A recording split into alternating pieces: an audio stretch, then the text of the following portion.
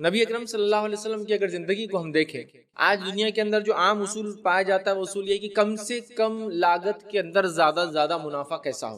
یہ اصول ہے نا جس سے پوری اکنامی چل رہی ہے کہ بھائی کم سے کم لاگت ہو، زیادہ سے زیادہ پروفٹ. نبی اکرم صلی اللہ علیہ وسلم کی زندگی میں آپ کو جو باتیں ملیں گی وہ یہ ہے کہ لوگوں کے لیے کیا کچھ کیا جائے جس سے ان کو فائدہ ہو، اپنا نقصان کر کے دوسروں کو فائدہ کیسے پہنچایا جائے، دوسروں کے نقصان کو بچانے کے لیے کیا کچھ نہ کیا جائے، دوسروں کی مدد کے لیے اپنا سب کچھ خرچ کر دیا جائے، خود بھوکا رہ کر دوسروں کو کھلانے کی فکر کیسے کی جائے. یہ سب ملیں گا آپ کو نبی اکرم صلی اللہ علیہ وسلم کی زندگی میں. یہ سب ملیں گا آپ کو. مطلب کم سے کم اس میں زیادہ زیادہ منافع یہ تو ہے ہی، لیکن دنیا کے پاس ایک ہی اصول ہے، کم سے کم لاگت میں زیادہ زیادہ منافع. حرام حلال وغیرہ وغیرہ تو ابھی آپ سوچی بھی مت، یہ تو دھیان میں مت لائے کہ حلال حرام کی کوئی تمیز ہوں گی. یہ تو صرف ہے کم سے کم خرچ زیادہ زیادہ فائدہ. اب کم سے کم خرچ میں سامنے والے کو غلام بنا کے استعمال کر لو، ایک پڑھے لکھے انٹلیکچوئل کو لا کر جو ہے گدھا بنا کر جو ہے کام لے لو پوری زندگی. گنے کے جیسا مشین ہوتی ہے نا، گنے کو دال کا جیسا نچوڑ لیتے پورا اس کو نکال لو.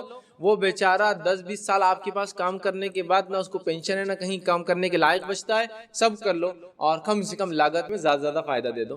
لیکن نبی اکرم صلی اللہ علیہ وسلم اسوہ وہ ہے، کم سے کم لاگت میں زیادہ زیادہ منافع تو دیں گا ہی. اس کے علاوہ یہ وہ سکھاتا ہے کہ اپنے آپ کو قربان کر کے دوسروں کو پروان کیسے چڑھایا جائے. مزدور کی مزدوری اس کے پسینہ سوکھنے سے پہلے دے دی جائے.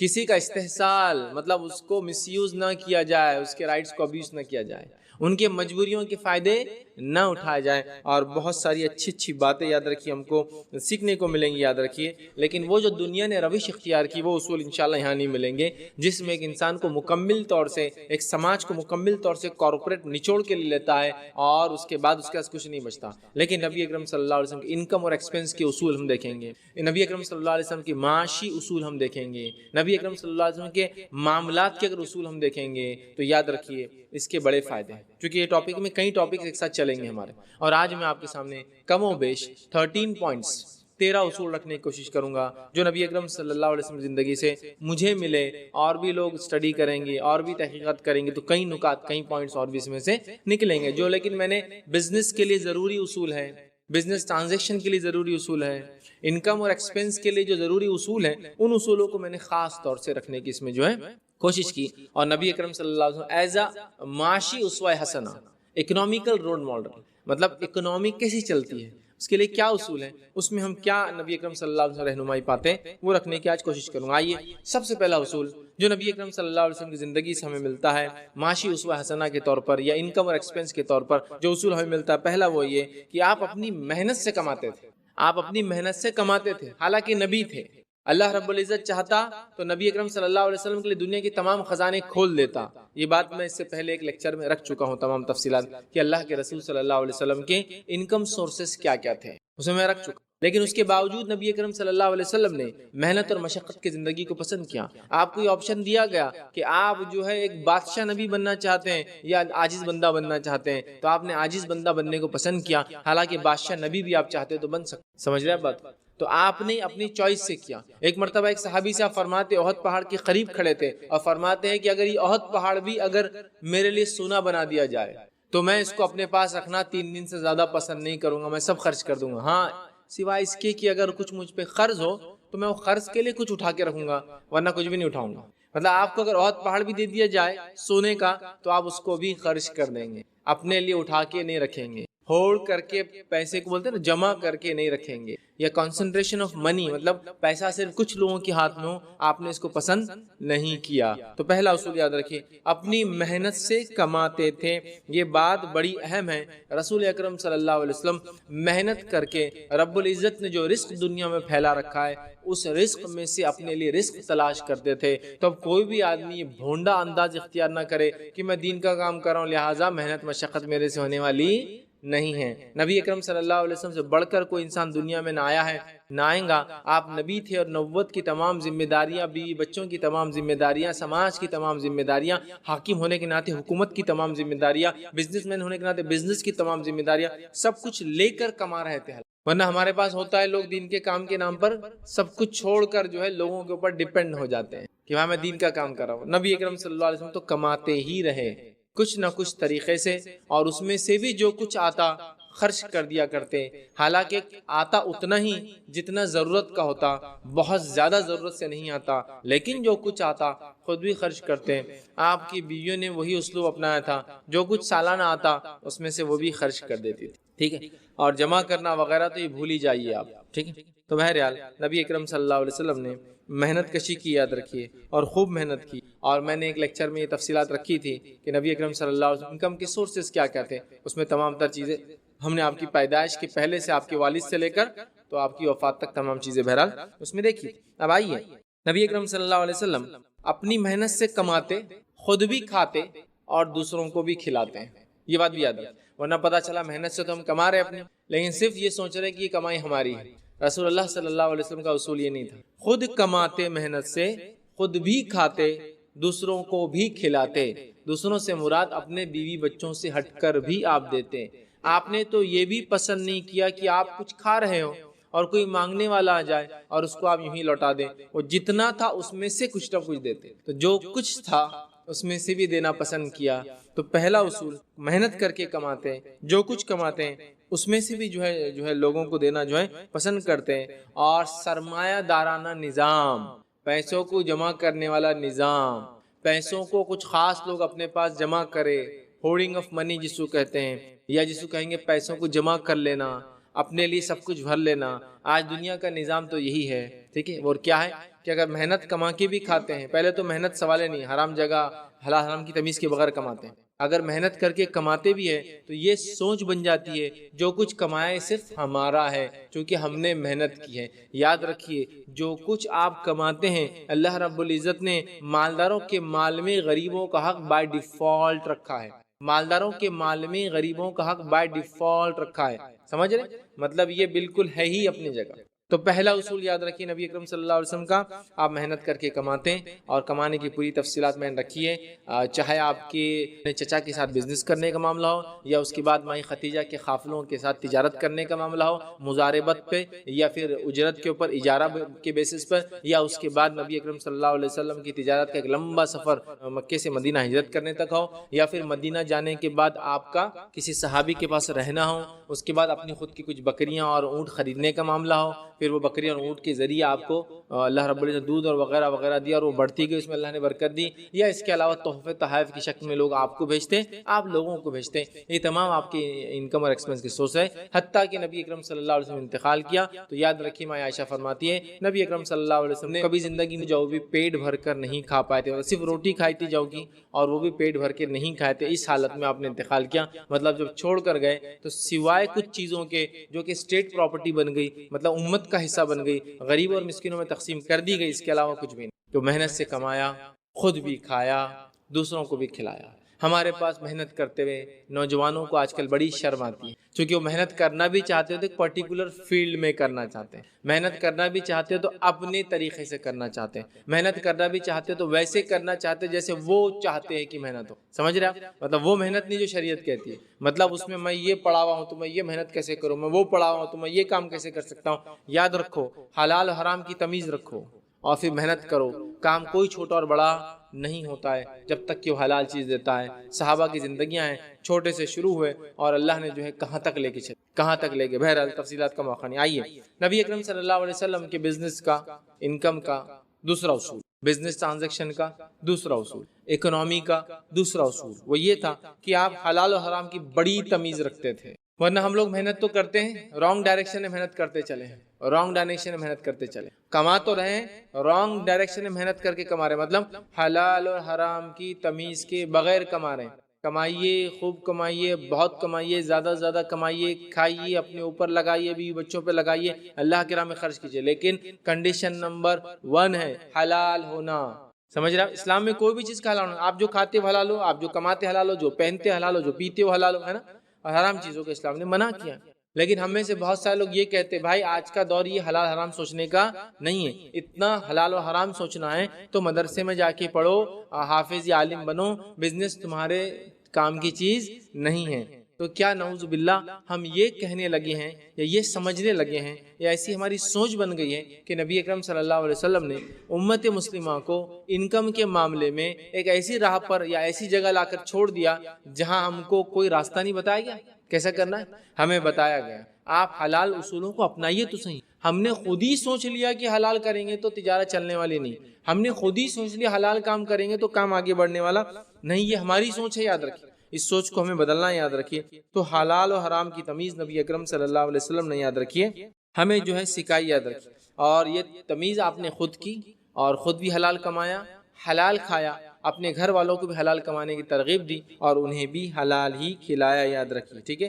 نبی اکرم صلی اللہ علیہ وسلم کے تعلق سے ہم جانتے ہیں کہ آپ صلی اللہ علیہ وسلم کے خاندان پر اور آپ پر صدقات اور خیرات یا زکوٰۃ صدقات یہ آپ پر حرام تھے. صرف تحفے تحائف آپ کو دیے جا سکتے تھے. ٹھیک.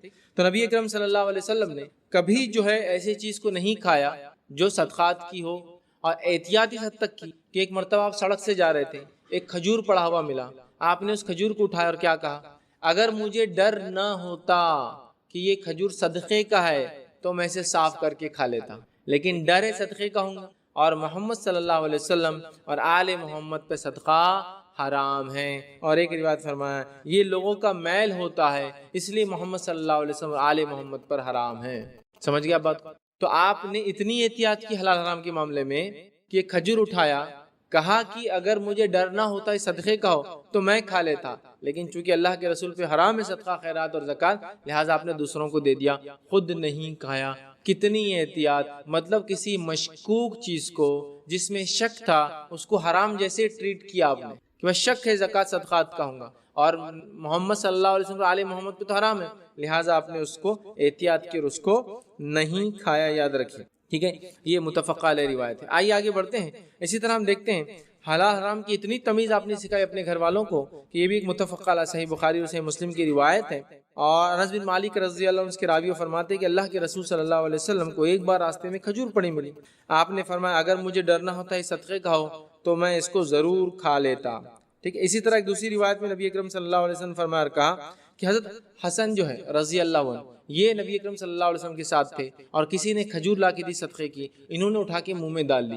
نبی اکرم صلی اللہ علیہ وسلم نے فرمایا کہ نبی اکرم صلی اللہ علیہ وسلم پر اور آپ کی آل پر صدقہ حرام ہے. ایک دوسری روایت میں الفاظ ہیں حسین رضی اللہ عنہ نبی اکرم صلی اللہ علیہ وسلم کے ساتھ تھے، اور ایک مقام پر جو ہے جہاں صدقے کی کھجور سوکھ رہے تھے، حسین رضی اللہ عنہ چھوٹے تھے، وہ سوکھ رہے صدقے کی کھجور، وہ بھاگتے ہوئے گئے، ایک کھجور اٹھایا اور منہ میں ڈال لیا. نبی اکرم صلی اللہ علیہ وسلم نے اس کو سخت ناپسند کیا. آپ نے کہا نہیں، محمد صلی اللہ علیہ وسلم اور آل محمد پر صدقہ حرام ہے.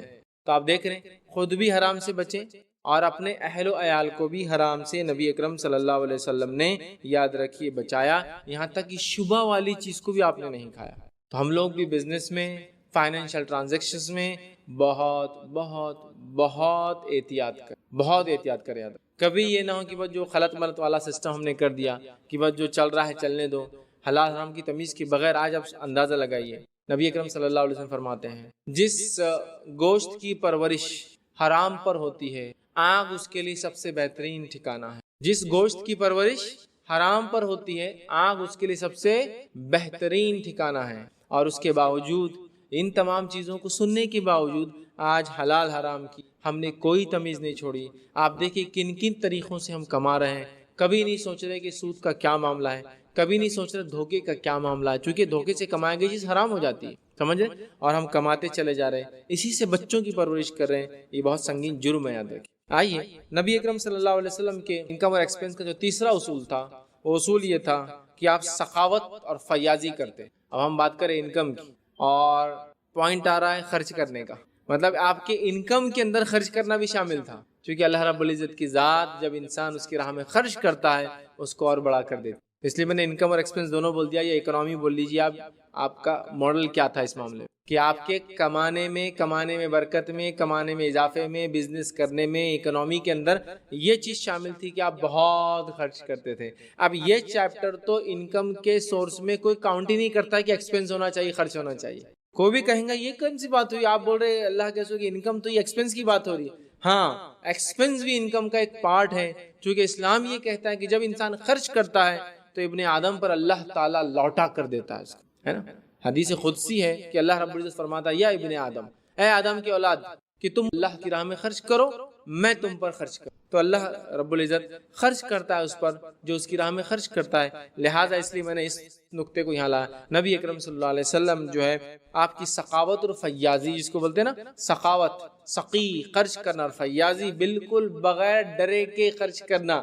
ہمارے پاس خرچ کرتے ہوئے تو کتنا ڈرتے ہیں کہ میں 100 روپے جیب میں ہے، خرچ کرنا ہے، تو اگر میں نے اس میں سے 2 روپے خرچ کر دی تو اللہ یہ تو 98 ہو جائیں گے میرے پاس، 98 بچیں گے، پھر کیسا ہوگا میرا، پھر میں یہ 2 روپے کیسے ریکور کر پاؤں گا، یہ کیسے معاملہ ہوگا. تو آپ سخاوت تھے، سقی تھے، خرچ کرتے تھے فیاضی کے ساتھ، اللہ پر توکل کرتے ہوئے کہ رب العزت کی ذات نے اگر وعدہ کیا ہے دینے کا تو وہ ضرور لوٹائیں گے، یاد رکھیے. تو آپ جو ہے خرچ کرتے محتاجوں پر، مسکینوں پر، مسافروں پر، سائلوں پر، مانگنے والوں پر اور غریبوں پر، اور جس کو بھی آپ نے پایا کہ اس کو دینا چاہیے آپ ان پر خوب خوب خرچ کرتے تھے. تو اللہ کے رسول صلی اللہ علیہ وسلم جو بھی انکم تھی اس میں سے خرچ بھی کرتے تھے، یاد رکھیے، اور بہت خرچ کرتے تھے، یاد رکھیے. اور یہ خرچ کرنے سے ہوتا کیا ہے، ویلتھ سرکولیشن میں رہتی ہے، ایک جگہ جمع نہیں ہوتی ہے. آج ہم دیکھتے ہیں ہمارے معاشرے میں ویلتھ، مال کچھ مخصوص لوگوں اور مخصوص خاندانوں کے پاس جمع ہو چکا ہے. خرچ کرنے کا سسٹم ہے، چونکہ ان کے پاس انکم کے اندر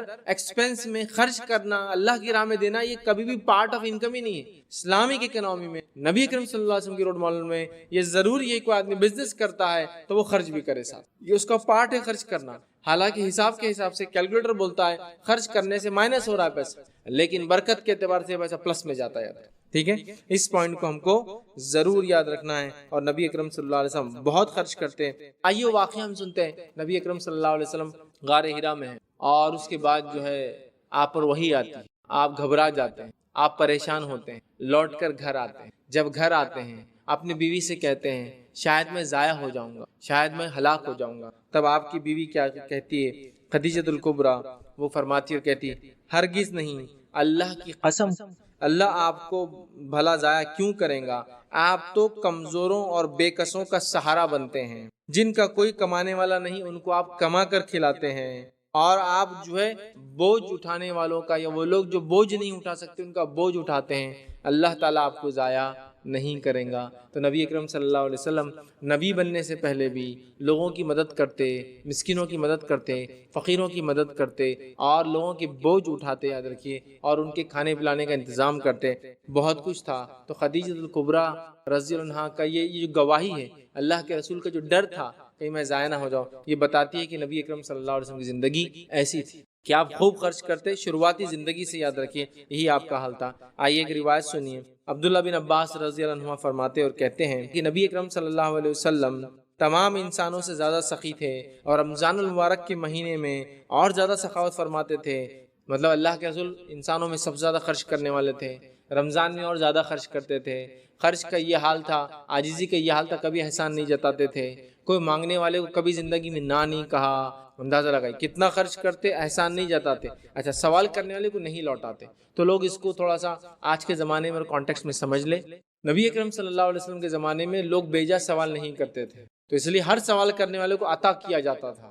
آج ہم جانتے ہیں لوگ بیجا سوال کرتے، اتنا سوال کرتے ہیں کہ ایک سڑک پہ کھڑے ہو جائے تو 50 لوگ سوال کرنے آئے، بھیک مانگنے آئے. تو تھوڑا اس معاملے میں احتیاط کریں، ورنہ آپ یہ سوچیں گے نہیں سوال کرنے والے کو لوٹانا نہیں ہے، سب کو کچھ نہ کچھ دینا ہے، تو آپ تو کسی جگہ رک بھی نہیں سکتے تھوڑی دیر کے لیے. اتنے بھکاریوں نے حالات برے کر کے رکھے، سمجھ رہا؟ کیونکہ اس زمانے میں بغیر ضرورت کے کوئی سوال نہیں کرتا، اور آج ہر آدمی بے ضرورت سوال کر رہا ہے. ٹھیک، بہرحال چلیے آگے بڑھتے ہیں. اسی طرح بخاری کی دوسری روایت ہے، نبی اکرم صلی اللہ علیہ وسلم فتح خیبر کے بعد یہ طے کیا کہ اپنی بیویوں کو سال بھر کا اناج اس سے دے دیا جائے گا، اور سال بھر کا اناج دینے کے بعد جو ہے آپ صدقہ کر دیتے تھے. تو یہاں بھی ہمیں ایک بات پتہ چلتی ہے کہ سال بھر کا ہم اناج وغیرہ جمع کر لے سکتے اگر ضرورت ہے تو، لیکن امہات المومنین کا جو رویش اور طریقہ ہم دیکھتے ہیں وہ سال بھر کے اناج میں سے بھی صدقہ کیے چلی جاتی تھی. اللہ کے رسول نے کیا طے کیا تھا خیبر کی فتح کے بعد کہ ہر بیوی کے پاس سال بھر کا اناج بھیج دیا جاتا تاکہ ان کو سال بھر اناج کی ضرورت نہ پڑے. پتہ چلا ایک آدھ سال کا اناج اسٹاک کرنے میں انشاءاللہ جس کوئی حرج نہیں ہے، لیکن اس پر ہماری ماؤں کا جو طریقہ ہمیں ملتا یہ تھا کہ امہات المومنین اس میں سے بھی خرچ کر دیا کرتی تھی، یاد رکھیے. اسی طرح جو ہے ایک بار ایک جو ہے غزوے میں 130 صحابہ کے ساتھ نبی اکرم صلی اللہ علیہ وسلم جو ہے سفر پہ تھے. آپ نے ایک بکری ذبح کی، اس کا کلیجے کو بھوننے کا حکم دیا، اور سارے صحابہ کو دعوت دی اور سب نے آ کے کھایا. یہ مسلم کی روایت ہے. مطلب آپ صلی اللہ علیہ وسلم لوگوں کا اتنا خیال رکھتے کہ ان کے لیے بھی انتظام کرتے، مطلب سب کو آپ نے دعوت دی. اور سب کو کھلایا. یہ نہیں سوچا کہ اب میں تو لیڈر ہوں, ایک بکری ہے گھر لے جا کے فائدہ ہو سکتا ہے, نہیں, یہ صحابہ میرے ساتھ ہیں اور آپ نے بنایا اور سب نے مل کر اس کو کھائی. اور 130 روایت میں آتا صحابہ وہاں موجود تھے. اسی طرح ایک اور روایت کے اندر الفاظ دیکھیے ایسے ہیں, غزوہ حنین کے موقع پر اللہ کے رسول صلی اللہ علیہ وسلم نے بہت زیادہ مال غنیمت جو ہے عطا فرمایا, مگر آپ نے سارا مال غنیمت صحابہ کو تقسیم کر دیا. آپ کو بہت زیادہ مال غنیمت ملا, لیکن اس کے باوجود اللہ کے رسول صلی اللہ علیہ وسلم نے سارا مال صحابہ کے اندر جو ہے تقسیم کر دیا. یہ بخاری کی روایت. آئیے ایک اور روایت سنیے, آپ کتنا خرچ کرتے, کتنے فیاض تھے. ایک واقعہ یہ ہے کہ نبی اکرم صلی اللہ علیہ وسلم جو ہے صحابہ جمع ہوئے اور آپ صلی اللہ علیہ وسلم تشریف فرما تھے. ایک دیہاتی آیا, نبی اکرم صلی اللہ علیہ وسلم کے پاس آیا اور آپ کا جو ہے کپڑا پکڑا اور اس زور سے کھینچا کہ نبی اکرم صلی اللہ علیہ وسلم کی گردن پہ ایک نشان آ گیا. ٹھیک ہے, اس نے یہ کہا, الفاظ دیکھیے حدیث کے اس طرح سے کہ آپ صلی اللہ علیہ وسلم کا پلہ پکڑا اور زور سے کھینچتے ہوئے یہ کہنے لگا مجھے مال دیجیے. نبی اکرم صلی اللہ علیہ وسلم مسکرایا اور اسے مال دیا تو آپ نہ صرف ان کو دیتے جو آپ سے اچھے ہوتے, آپ ان کو بھی دیتے جو آپ سے سخت رویہ اختیار کرتے. اس نے کیا الفاظ ادا کیا تھا دیکھیے, لیکن اللہ کے رسول نے کہا یہ تو اتنا گستاخ ہے, یہ تو میرے ساتھ ایسے الفاظ ادا کر رہا ہے نا. آپ نے اسے ایک اونٹ دیا اور اس پر کھجور. ہم میں سے بہت سارے لوگ ہوتے ہیں, بہت سارے لوگ ہوتے ہیں وہ نبی اکرم صلی اللہ علیہ وسلم کا احترام کرتے ہیں, سب نے کرنا چاہیے, لیکن وہ احترام اس معنی میں کرتے ہیں کہ وہ جس کو چاہتے ہیں گستاخ بول دیتے ہیں. مطلب ان کا احترام یہ ہے کہ جو احترام وہ کرتے ہیں اسی کو احترام سمجھتے ہیں اور دیگر لوگوں کو گستاخ کا ٹائٹل دے دیتے ہیں. نبی اکرم صلی اللہ علیہ وسلم کے ساتھ یہ سلوک کرنے والے کو بھی گستاخ کا ٹائٹل نہ اللہ کے رسول نے دیا نہ صحابہ نے دیا, بلکہ اس کے مسلمان ہونے کی وجہ سے اس کی وہ غلطی تھی, ظاہر سی بات ہے, لیکن اس کو گستاخ کا ٹائٹل نہیں ملا, اسے قوم سے نکالا نہیں گیا, اس کو مار کر ہکالا نہیں گیا, اس نے جو مانگا تھا اس کو نہ دیا گیا, ایسا نہیں ہوا. اللہ کے رسول نے تو جس نے آپ کے سامنے آپ کو غیر غلط کہا ان کو عطا کیا. تو جو لوگ نبی اکرم صلی اللہ علیہ وسلم محبت کا دعویٰ کرتے ہیں ان کے لیے ضروری ہے کہ نبی کا یہ اسوہ اپنائیں کہ جو آپ سے برا کہیں آپ ان سے اچھا سلوک, جو اللہ کے رسول کو برا کہیں اس کو اللہ کے رسول کا اسوہ بتائے, نہ کہ اس کو اپنی قوم سے, اپنے آپ سے اور لوگوں سے دور کر دے. سمجھ رہے, بتانے کی ہمیں سخت ضرورت ہے. یاد رکھیے, چونکہ اللہ کے رسول کے ساتھ جس نے گستاخی آپ کے مجلسوں میں کی, آپ کے سامنے کی, آپ نے کیا سلوک کیا ہمیں پتہ ہے, آپ نے کتنا رحم اور کرم کا معاملہ کیا, کیسی ان کی اصلاح کی, ہمیں وہ کرنے کی ضرورت ہے. ٹھیک ہے, آئیے ایک اور روایت سنیے. ایک دفعہ ایک شخص آیا اور نبی اکرم صلی اللہ علیہ وسلم کی جو ہے بھیڑ بکریاں جو دو پہاڑ کے بیچ میں پھیلی ہوئی تھی, ریوڑ پھیلا ہوا تھا, آ کر کہا کہ محمد صلی اللہ علیہ وسلم یہ پورا ریوڑ میرے حوالے کر دیجیے, سب کچھ, دو پہاڑوں کے بیچ میں بکریاں پھیلی. آپ نبی اکرم صلی اللہ علیہ وسلم سے کہتے ہیں کہ جا یہ بکریاں تیری ہوئی. وہ اپنے قوم کی طرف, قبیلے کی طرف دوڑا دوڑا جاتا ہے اور کہتا ہے اے میری قوم کے لوگوں اسلام قبول, اے میری قوم کے لوگوں اسلام قبول کر لو. محمد صلی اللہ علیہ وسلم ایسے سخی ہیں کہ مفلس ہونے کی پرواہ بھی نہیں کرتا. محمد صلی اللہ علیہ وسلم ایسے سخی ہے مفلس ہونے کی پرواہ نہیں کرتا. اب اس میں کیا اسوہ میں آپ کو تھوڑا سا یہاں رک کے بتاتا ہوں. جتنے بھی لوگوں نے جھوٹے دعوت اور تبلیغ کا دعویٰ کیا انہوں نے دینا نہیں لینا پسند. جتنے بھی لوگوں نے جھوٹی دعوت و تبلیغ کا دعویٰ کیا وہ کبھی بھی دینا پسند نہیں کرتے, لینا پسند. اسی لیے بہت سے لوگوں نے دھرم کے نام پر, ریلیجن کے نام پر, مذہب کے نام پر دیکھیے جس کو کہیں گے بھکاریوں کی زندگیوں سے نکل کر بادشاہوں کی زندگی گزار رہے ہیں, مذہب کا نام لے کر لوگوں کے زکوٰۃ, صدقات, خیرات و چندہ. یہ محمد صلی اللہ علیہ وسلم ہے, جو کچھ خود کا ہے وہ بھی دے دیتے ہیں, ڈرتے نہیں ہیں. تو اس شخص نے جب یہ دیکھا کہ یہ آدمی لینے والا نہیں دینے والا ہے, اور یہی پہچان ہے ایک سچے مذہب پہ چلنے والے کی, وہ دیتا ہے, ایک سچے مسلمان کی, وہ دیتا ہے, وہ کسی کے مال پہ نظر رکھ کے لینے کے پلان سے نہیں آتا ہے. تو اس نے پہچان لیا کہ محمد صلی اللہ علیہ وسلم ایک سچے نبی ہے, اے لوگوں اسلام قبول کر لو. اس لیے کہ محمد صلی اللہ علیہ وسلم تو وہ ہے جو دیتے ہیں تو سوچتے بھی نہیں کتنا دیتے ہیں. آپ نے ساری بکریاں اس کو دی. یہ آپ کی جس کو کہیں گے فیاضی, یہ آپ کا صرف جس کو کہیں گے نا سخاوت نہیں, فیاضی ہوتی ہے نا, یہ ڈیرنگ بول سکتے ہیں اس میں کہ آدمی جو ہے اللہ پر توکل کر کے کچھ بھی لٹا دے رہا اللہ کے راہ میں. آپ نے ساری بکریاں دے دی اور وہ پورا قبیلہ اسلام لا کہا یہ سچا نبی ہے. جھوٹے لوگ تو جمع کرنے کے لیے آتے ہیں, یہ تو دے رہا ہے. آئیے ادب المفرد کی ایک روایت ہے اور حدیث کے الفاظ اس طرح سے ہیں کہ نبی اکرم صلی اللہ علیہ وسلم کا ایسا مزاج تھا, یاد رکھیے ایسا معاملہ تھا کہ ایک بار آپ نماز پڑھنے کے لیے تیار تھے, اقامت ہو چکی تھی. ایک دیہاتی نے آ کر آپ صلی اللہ علیہ وسلم سے کہا کہ میری ایک معمولی سی حاجت باقی رہ گئی ہے, مجھے ڈر ہے کہیں میں بھول نہ جاؤں. تو آپ اس حاجت کو پوری کر دیجئے۔ اللہ کے رسول نے نماز اقامت ہو چکی دکھا، رکو گئے، اس کی حاجت پوری کری، آ کر پھر نماز پڑھا۔ دیکھ رہے ہیں اس کی حاجت پوری کر دی، وہ جو مانگ رہا تھا وہ چیز چاہیے تھی اس کو دی، آ کر نماز پڑھا۔ یاد رکھیے اسی طرح ایک دفعہ نماز عصر کے بعد آپ صلی اللہ علیہ وسلم کا معمول تھا بیٹھ کر آپ ذکر کرتے، عصر کے بعد اٹھے اور تشریف لے گئے، مطلب چلے گئے۔ جا کر جب واپس آئے تو صحابہ نے کہا اللہ کے رسول یہ خلاف معمول کام کیا آپ نے، ڈیلی تو آپ عصر پڑھتے ہیں پھر ذکر اذکار کرتے ہیں، آج خلاف معمول آپ چلے گئے، جا کر واپس آئے۔ تو نبی اکرم صلی اللہ علیہ وسلم نے ارشاد فرمایا مجھے نماز میں خیال آیا کہ صدقے کا سونا گھر میں پڑا ہے، مجھے ڈر لگا کہیں ایسا نہ ہو کہ رات گزر جائے اور وہ سونا میرے گھر میں پڑا رہ جائے، اس لیے میں گھر جا کر اسے خیرات کر کر واپس آیا ہوں۔ صدقے کا سونا کسی نے دیا تھا تو سوچا کہ رات بھی نہ گزرے، شاید دن میں کسی نے ظہر وغیرہ کے بعد دیا ہوگا کہ رات گزر جائیں گی تو فائدہ کیا ہوگا۔ بزنس مین لوگوں کو، تاجر لوگوں کو، جو لوگ بزنس کو سمجھتے ہیں، میں یہ کہوں گا پیسے کو کبھی روک کے نہ رکھیں، یہ اصول بنا لیں۔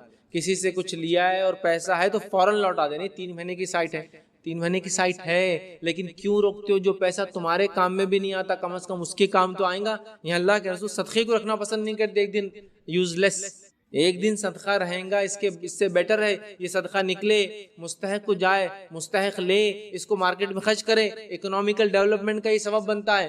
آج ہمارے مال کو ہولڈ کرنے نے جو نقصان پہنچایا نا، کسی کو انتہا نہیں۔ یہ مال اگر سرکولیشن میں آ جائے کتنا فائدہ ہو اندازہ لگائیے آپ۔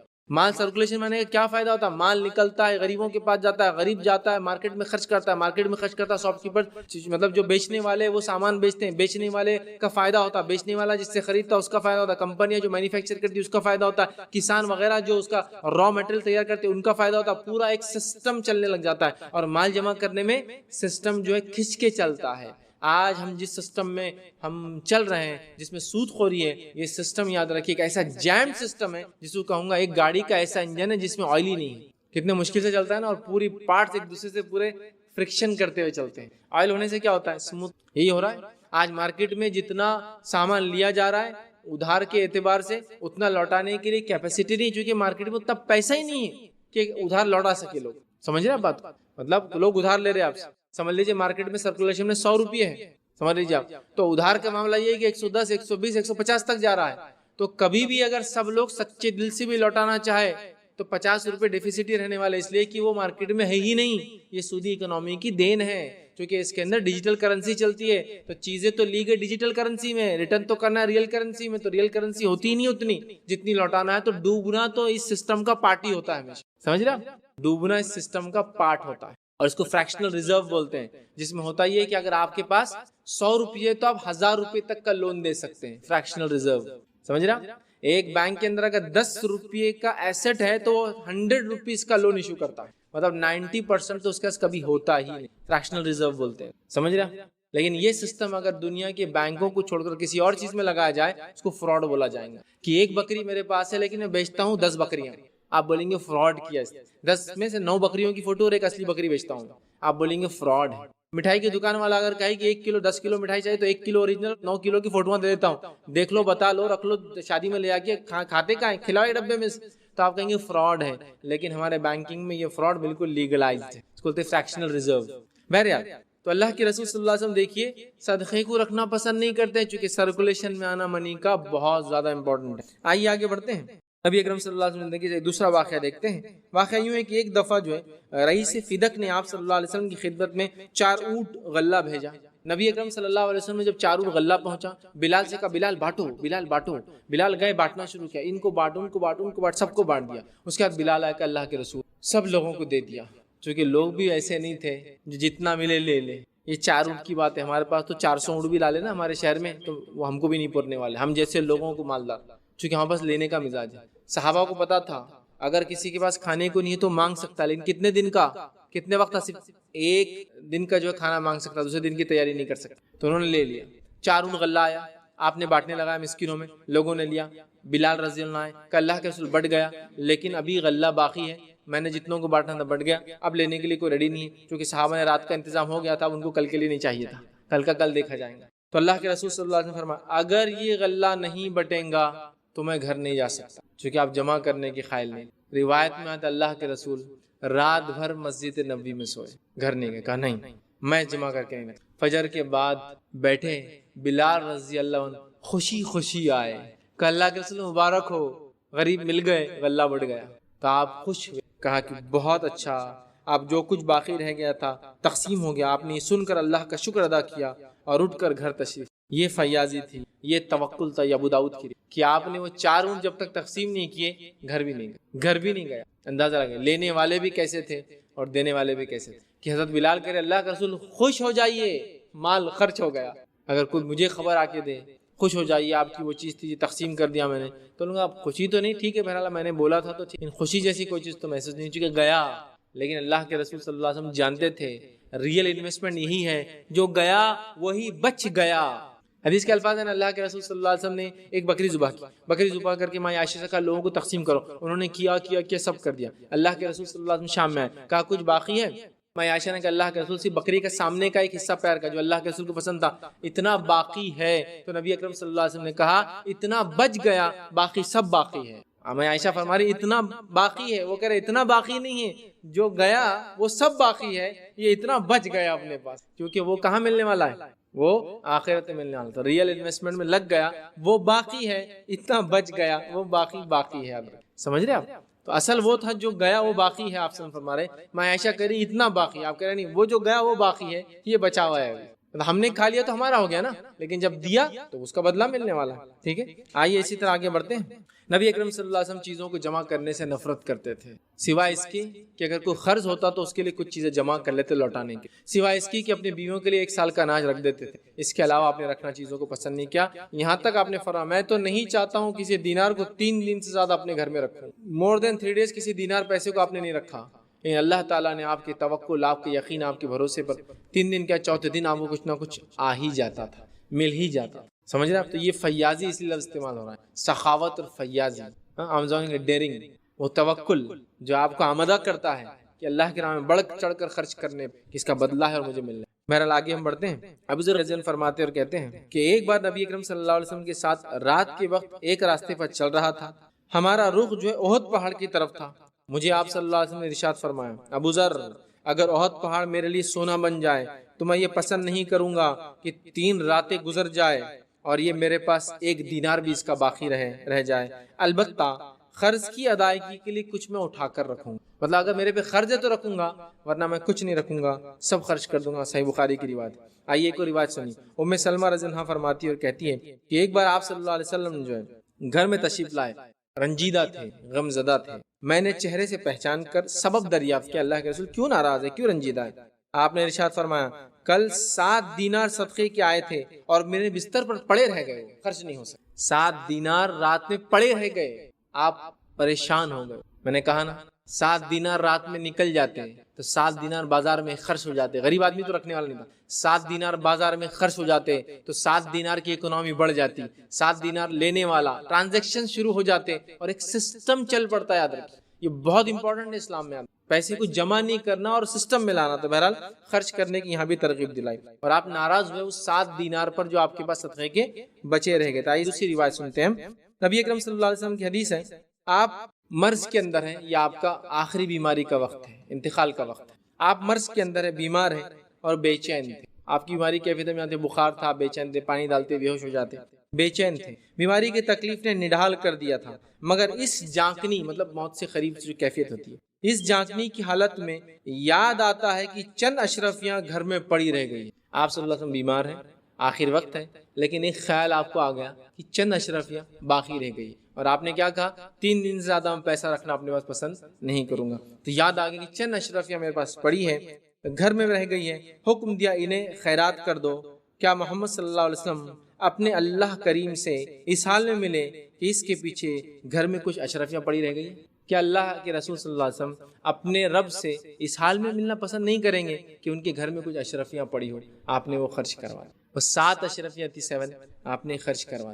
ہم دیکھ رہے ہیں بزنس کے اصول، اور بزنس کے اصول میں جمع نہیں خرچ کرنے کی باتیں آ رہی ہیں، یہ بزنس کا ایک بیسک اصول ہے، یاد رکھیے کہ اللہ جس کو دے وہ خرچ کرے، چونکہ اسی سے بزنس بڑھتا ہے، اس لیے 3rd اصول میں نے رکھا سخاوت اور فیاضی۔ ٹھیک ہے، تو کیا ہے آپ صلی اللہ علیہ وسلم پسند نہیں کیا 7 اشرفیاں، اشرفیاں سمجھتے ہیں مطلب اشرفی کا لفظ انہوں نے استعمال کیا، یہ درہم ہے، دینار ہوتا تھا سونے کا سکہ اور درہم ہوتا تھا چاندی کا سکہ، چونکہ ہمارے علاقے میں بھی اردو میں چاندی کا سکہ اشرفی ہوتا ہے، اشرفی کا لفظ ہے، وہاں ایکچولی درہم کا لفظ ہے۔ کہ چاندی کے 7 سکے گھر میں پڑے تھے، آپ نے اس کے ساتھ دنیا سے جانا پسند نہیں کہا، اللہ تعالیٰ کو کیا جواب دیں گا محمد صلی اللہ علیہ وسلم کہ اپنے رب سے ملنے اور 7 اشرفیہ گھر میں چھوڑ کے آئے، 7 چاندی کے سکے چھوڑا ہے؟ آپ نے فوراً اس کو اس کیفیت میں بھی یاد رکھ کے خرچ کروا دیا۔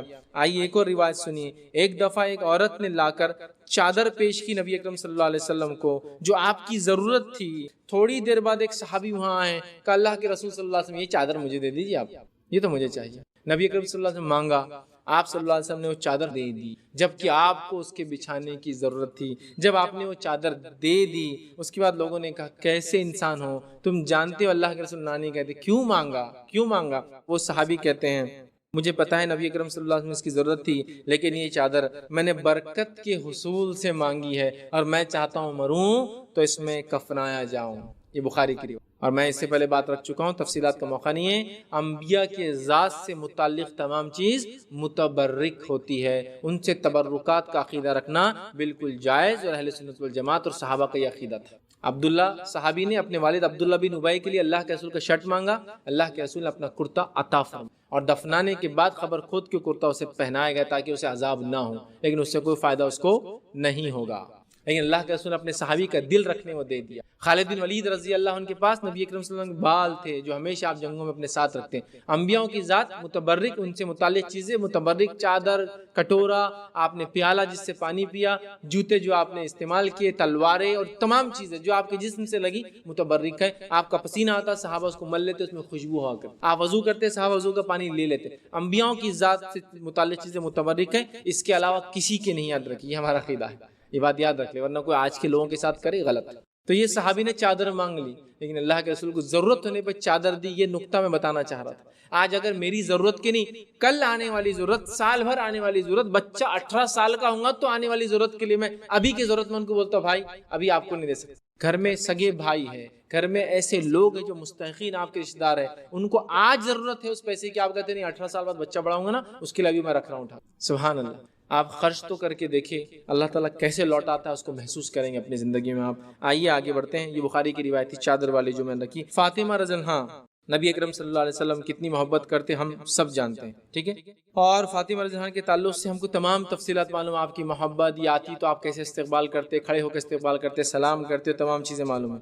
ایک دن یہ ہوا کہ نبی اکرم صلی اللہ علیہ وسلم کی خدمت میں حاضر ہوئی اور ارادہ کیا کہ آپ صلی اللہ علیہ وسلم سے کنیز ایک لونڈی مانگے تاکہ گھر کا کام کاج کرے، چونکہ خود کام کرتی ہے۔ جب یہ آئی اور کہنے کا ارادہ کیا، حضرت علی رضی اللہ عنہ بھی وہاں موجود تھے، جب یہ ارادہ کیا کہ ہم کچھ مانگ لیتے ہیں اور اللہ کے رسول گزارش کی کہ اللہ کے رسول غلام یا کنیز ایک لونڈی ہمیں دے دیں، تو نبی اکرم صلی اللہ علیہ وسلم کیا فرماتے سنیے، اصحاب صفہ کا ابھی تک کوئی خاطر انتظام نہیں ہوا ہے، تو لہٰذا جب تک ان کا انتظام نہیں ہوتا ہے میں تمہارے لیے کچھ نہیں۔ ایسا لیڈر، ایسی لیڈرشپ آپ کو دنیا میں نہیں ملیں گی۔ ابو داؤد کی روایت ہے۔ دوسری روایت میں الفاظ ہیں، ایک بار صحابہ کے ساتھ فاطمہ رضی اللہ عنہ یہ ریکویسٹ کی، غلام آئے ہیں آپ تقسیم کر رہے ہیں ہمیں بھی دیجئے۔ نبی اکرم صلی اللہ علیہ وسلم کیا فرماتے سنیے غور سے، بدر کی یتیموں کا بھی انتظام نہیں ہوا ہے، ان کی درخواست تم سے پہلے آئی، پہلے ان کو دوں گا پھر تم لوگوں کا انتظام، اور کچھ نہیں بچا، ان لوگوں کو کچھ بھی نہیں ملا۔ دونوں کے مقابلے میں آپ کیا فرما رہے ہیں کہ پہلے بدر کی یتیموں کو دیا جائے گا پھر تم لوگوں کا انتظام۔ تو یہ تھی سخاوت، یہ تھی آپ کی فیاضی۔ اور یہ تیسرا اصول یاد رکھیے، بزنس ٹرانزیکشن کا، اکنامی کا، اور اللہ کے رسول کے انکم سورس تھے، یہ ایکسپنس بھی یاد رکھیے، یہ خرچ بڑھاتا ہے ہماری تجارتوں کو اور برکت لاتا ہے۔ آئیے آگے بڑھتے ہیں، چوتھا اصول دیکھتے ہیں ہم۔ چوتھا اصول یہ ہے زہد اور قناعت پسندی، زہد اور قناعت پسندی۔ زہد کس کو کہیں گے؟ دنیا کی زندگی سے بے رغبتی اختیار کرنا۔ اس کا یہ ہرگز معنی نہیں کہ دنیا کی زندگی چھوڑ دینا، ٹھیک ہے، سیلیبسی نہیں، رہبانیت نہیں۔ اور قناعت پسندی، جو کچھ ہے اس میں مطمئن ہو جانا، سیٹسفائیڈ، جو کچھ ہے، یہ ہے زہد اور قناعت پسندی۔ اس کا کوئی بھونڈا معنی نہ نکالے۔ ہمارے پاس جب بھی زہد لفظ آتا ہے لوگ سمجھتے ہیں دنیا چھوڑ کے چلے جانا جنگل میں، نہیں۔ زہد یہ کہ دنیا میں جو کچھ ہے اس میں سے کم استعمال کر کے اپنی زندگی گزار لیں، اور قناعت پسندی کہتے ہیں جو کچھ ہے اس میں مطمئن ہو، کنٹینٹ، بالکل الحمدللہ علی کل حال، ہر حال میں اللہ کا شکر ادا کرنے والے ہم بنے۔ نبی اکرم صلی اللہ علیہ وسلم کے جو بزنس کے انکم کے اصول تھے، ایکسپنس کے اصول تھے، جو اکنامیکل ماڈل آپ نے ڈیولپ کیا اس کا یہ بہت اٹوٹ حصہ ہے جو چوتھا اصول میں لکھ رہا ہوں کہ زہد اور قناعت پسندی جو کچھ ہے اس میں مطمئن ہونا سیکھ لے۔ آج سب سے بڑا مسئلہ اس امت کا یہ ہے، امت کی مردوں اور عورتوں کا یہ ہے، ہم ناشکری میں اپنے آپ کو برباد کر لیتے ہیں۔ رب العزت ہر آنے والی نعمت کو ہماری ناشکری کے الفاظ کے نتیجے میں اور عمل کے نتیجے میں اس کو ضائع کر دیتے ہیں، چونکہ جب ہم ناشکری کرتے جو ہے تو اللہ آنے والی نعمت کو ضائع کر دیتا۔ امام ابن قیم الجوزی رحمہ اللہ فرماتے ہیں کسی نعمت کو باقی رکھنے کا اصول یاد رکھ لو، جو ہے اس کے اوپر اللہ کا شکر ادا کرو تو اللہ اور عطا کرے۔ اب جو ہے اس میں ہی رو رہے ہم، اتنا ہی میرے پاس، میرے کو صرف اتنا ہی ملا، وہ پڑوسی کو دیکھو اس سے تو فلاں کر رہا، میرے پاس تو صرف اتنا ہی ہے، پڑوسی دیکھو فلاں ہے۔ دنیا کے اندر شکر گزاری اگر ہمیں اللہ کی ادا کرنا ہے تو اصول کیا ہے؟ اپنوں سے نیچوں کو دیکھو، اپنوں سے اوپر والوں کو مت دیکھو۔ ہمارا اصول آج دنیا میں کیا ہے؟ اپنوں سے اوپر والے کو دیکھو، نیچے والوں کو مت دیکھو۔ اچھا، رول کیا ہے؟ دینداری میں اپنے سے اوپر والے کو دیکھنا ہے، دنیا میں اپنے سے نیچے والے کو دیکھنا ہے۔ ہمارا رول یہ ہے دنیا میں اپنے اوپر والے کو دیکھنا ہے، دین میں اپنے نیچے والے کو دیکھنا ہے۔ کیسے؟ مثال کے طور پر ارے ماشاءاللہ اللہ تعالیٰ نے آپ کو اتنی دولت دی، میرے پاس کیا دولت ہے اس کو دیکھو۔ ارے لیکن آپ نماز نہیں پڑھے، میرے کو کیا دیکھ رہے ہو؟ مولوی کا بچہ نہیں پڑھتا۔ مطلب دینداری میں مولوی کے بچے سے اپنے آپ کو کمپیئر کرے، اپنے سے نیچے والے سے، اور دنیا داری میں اپنے سے اوپر والے کو کمپیئر کرے۔ ہونا چاہیے تھا مولوی صاحب کے بچے دیکھو فلاں کر رہے ہیں، ہم لوگ کتنا ہوا ہے، غفلت میں ہیں، ہم نے کرنا چاہیے۔ میں نمازوں میں آگے بڑھوں گا، 3 پڑھا تھا تو پوری 5 کروں گا، 5 پڑھتا تو موقعہ اضافہ، موقعہ پڑھتا تو نفل کا اضافہ، نفل کرتا تو تہجد کا اضافہ۔ پلان یہ ہو تو ہم دینداری میں اپنے سے نیچے کو دیکھتے ہیں۔ دیکھو وہ اتنے دیندار ہیں، ان کے گھر کی عورتیں پردہ نہیں کرتی، اب ان تو اچھے نا ان سے، اپنے گھر میں کم از کم 2 لوگ تو کرتے نا، مطلب 8 میں سے 2 کرتے تو فرض کفایہ سب ادا ہو جا رہا، سب خوش ہیں۔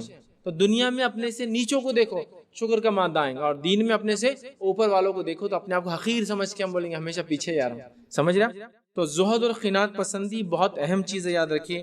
نبی اکرم صلی اللہ علیہ وسلم یاد رکھیے اس معاملے میں سب سے آگے تھے، زہد اختیار کرتے تھے، جو کچھ تھا اس میں مطمئن تھے اللہ کے رسول۔ آئیے ایک حدیث ہے، حدیث ہم اس کا ترجمہ آپ کے سامنے رکھتا ہوں، نبی اکرم صلی اللہ علیہ وسلم کے تعلق سے جو آتی ہے کہ عبداللہ بن مسعود رضی اللہ عنہ سے جو ہے روایت ہے کہ ایک بار نبی اکرم صلی اللہ علیہ وسلم نے جو ہے چٹائی پر سو کر اٹھے اور آپ کے جسم پر پورے اس کے نشانات پڑ گئے۔ چٹائی تھی لیکن وہ جو آپ کے کھجور کے پتے ہوتے اس سے بنی تھی۔ اب کوئی بھی آدمی ایسی چٹائی پہ سوئیں گا تو پورے باڈی پہ کیا ہوتے ہیں؟ نشانات بن جاتے ہیں، اور وہ نشانات آپ دیکھیں سو کے اٹھے تو ایک دم ریڈ ہو جاتے ہیں، کیونکہ وہاں جہاں جہاں باڈی دبتی ہے۔ تو نبی اکرم صلی اللہ علیہ وسلم اس حالت میں اٹھے، پورے جسم مبارک پر نشانات، اور آپ نے کرتا نہیں پہنا ہوتا گرمی کی وجہ سے، مطلب کرتا جو گرمی کی حالت یہ تھی کرتا پہن نہیں سکتے، کر چھوٹے چھوٹے ہوا کرتے، چٹائی سے آپ اٹھے پورے نشانات بن گئے، ظاہر پڑ گئے۔ ہم نے عرض کیا اے اللہ کے رسول صلی اللہ علیہ وسلم، اگر ہم آپ کے لیے نرم گدیاں یا بچھانے والی کوئی چیز جو ہے لا دیں تو آپ صلی اللہ علیہ وسلم نے ارشاد فرمایا بھلا میرا دنیا سے کیا تعلق؟ وہ فرمانے لگے ہم کچھ چٹائی کی جگہ گدا کوئی نرم چیز لا دے، تو آپ نے فرمایا نہیں، دنیا سے میرا کیا تعلق؟ میری حیثیت تو اس دنیا میں ایسے ہی ہے جیسے ایک مسافر تھوڑی دیر جھاڑ کے نیچے سستا لیتا ہے اور پھر آگے نکل جاتا ہے۔ مجھے یہ سب چیزیں نہیں چاہیے رکنے والی، میں تو جیسا ایک مسافر جھاڑ کے سستا ہے اور نکل گیا، بس ایسا جینا چاہتا ہوں۔ آپ نے جو کہا آپ نے وہ کر کے بتایا۔ آپ کی بیٹی کا گھر ہے حضرت فاطمہ کا، آپ داخل ہوئے واپس نکل گئے، جیسی پتہ چلا بیٹی کو کہ والد گھر میں داخل ہوئے، نبی گھر میں داخل ہوئے، واپس چلے گئے، دوڑی آئی کہ اللہ کے رسول کو مسٹیک، کو غلطی، میں نے کوئی غلط کر دی فلاں ہے، تو کہا نبی کی بیٹی کو جو چیز سوٹ نہیں ہوتی تم نے وہ کام کیا۔ تو کہا ایسا کیا کر دیا میں نے جو نبی کی بیٹی کو سوٹ نہیں ہوتا؟ تو کہا تم نے گھر میں پردے لگائے ہیں، یہ نبی کی بیٹی کی شان کے خلاف ہے کہ گھر میں پردے لگائے، میں دنیا میں دیواروں کو کپڑے پہنانے نہیں آیا ہوں۔ انہوں نے فوراً وہ کپڑے اتارے اور مستحقین کو دے دی، چونکہ وہ ایکسٹرا تھے، زیادہ تھے، اور یہ زمانہ وہ تھا جس زمانے میں لوگوں کو ایک چادر نیچے باندھتے تو دوسرا کپڑا اوپر باندھنے کو نہیں ہوتا، اور اس زمانے میں کوئی چادر اپنے دیوار پہ لٹکائے نبی اس کو برداشت نہیں، حرام نہیں تھا، حلال ہے، پردے لٹکانا حلال ہے۔ لیکن اس زمانے اور سمے میں جب لوگ بھوکے اور آپ مال جمع کر کے رکھے، لوگ بھوکے اور آپ اناج جمع کر کے رکھے، یہ ایکسپیکٹڈ نہیں ہے۔ تو آپ نے کہا ایک نبی کی بیٹی کے شان کے لائق نہیں، ایک جنت میں ہونے والی عورتوں کی سردار کے شان کے لائق نہیں کہ گھر میں دیواروں کو کپڑے پہنا۔ انہوں نے فوراً اتارا صدقہ۔ یہ آپ کا زہد تھا، دنیا سے بیزارگی تھی، رہتے ہوئے دنیا میں، دنیا چھوڑنا تو نہیں یاد رکھے، اور قناعت تھی، جو تھے اس میں مطمئن تھے۔ تو آپ نے کہا میرا تو اتنا ہی معاملہ ہے۔ اسی طرح جو ہے ایک اور روایت ہے، بخاری مسلم کی روایت ہے، اپنے اہل و عیال کے لیے رزق کے لیے اللہ کے رسول صلی اللہ علیہ وسلم ہمیشہ یہ دعا کرتے۔ کیا دعا کرتے رزق کے لیے؟ سنیے آپ، یہ دعا کرتے، ترجمہ، اے اللہ محمد صلی اللہ علیہ وسلم کے خاندان کا رزق بدرجہ کفایت ہی عطا کرنا، اتنا ہی دینا جتنا ہمیں ضرورت ہے، اس سے زیادہ مت دینا۔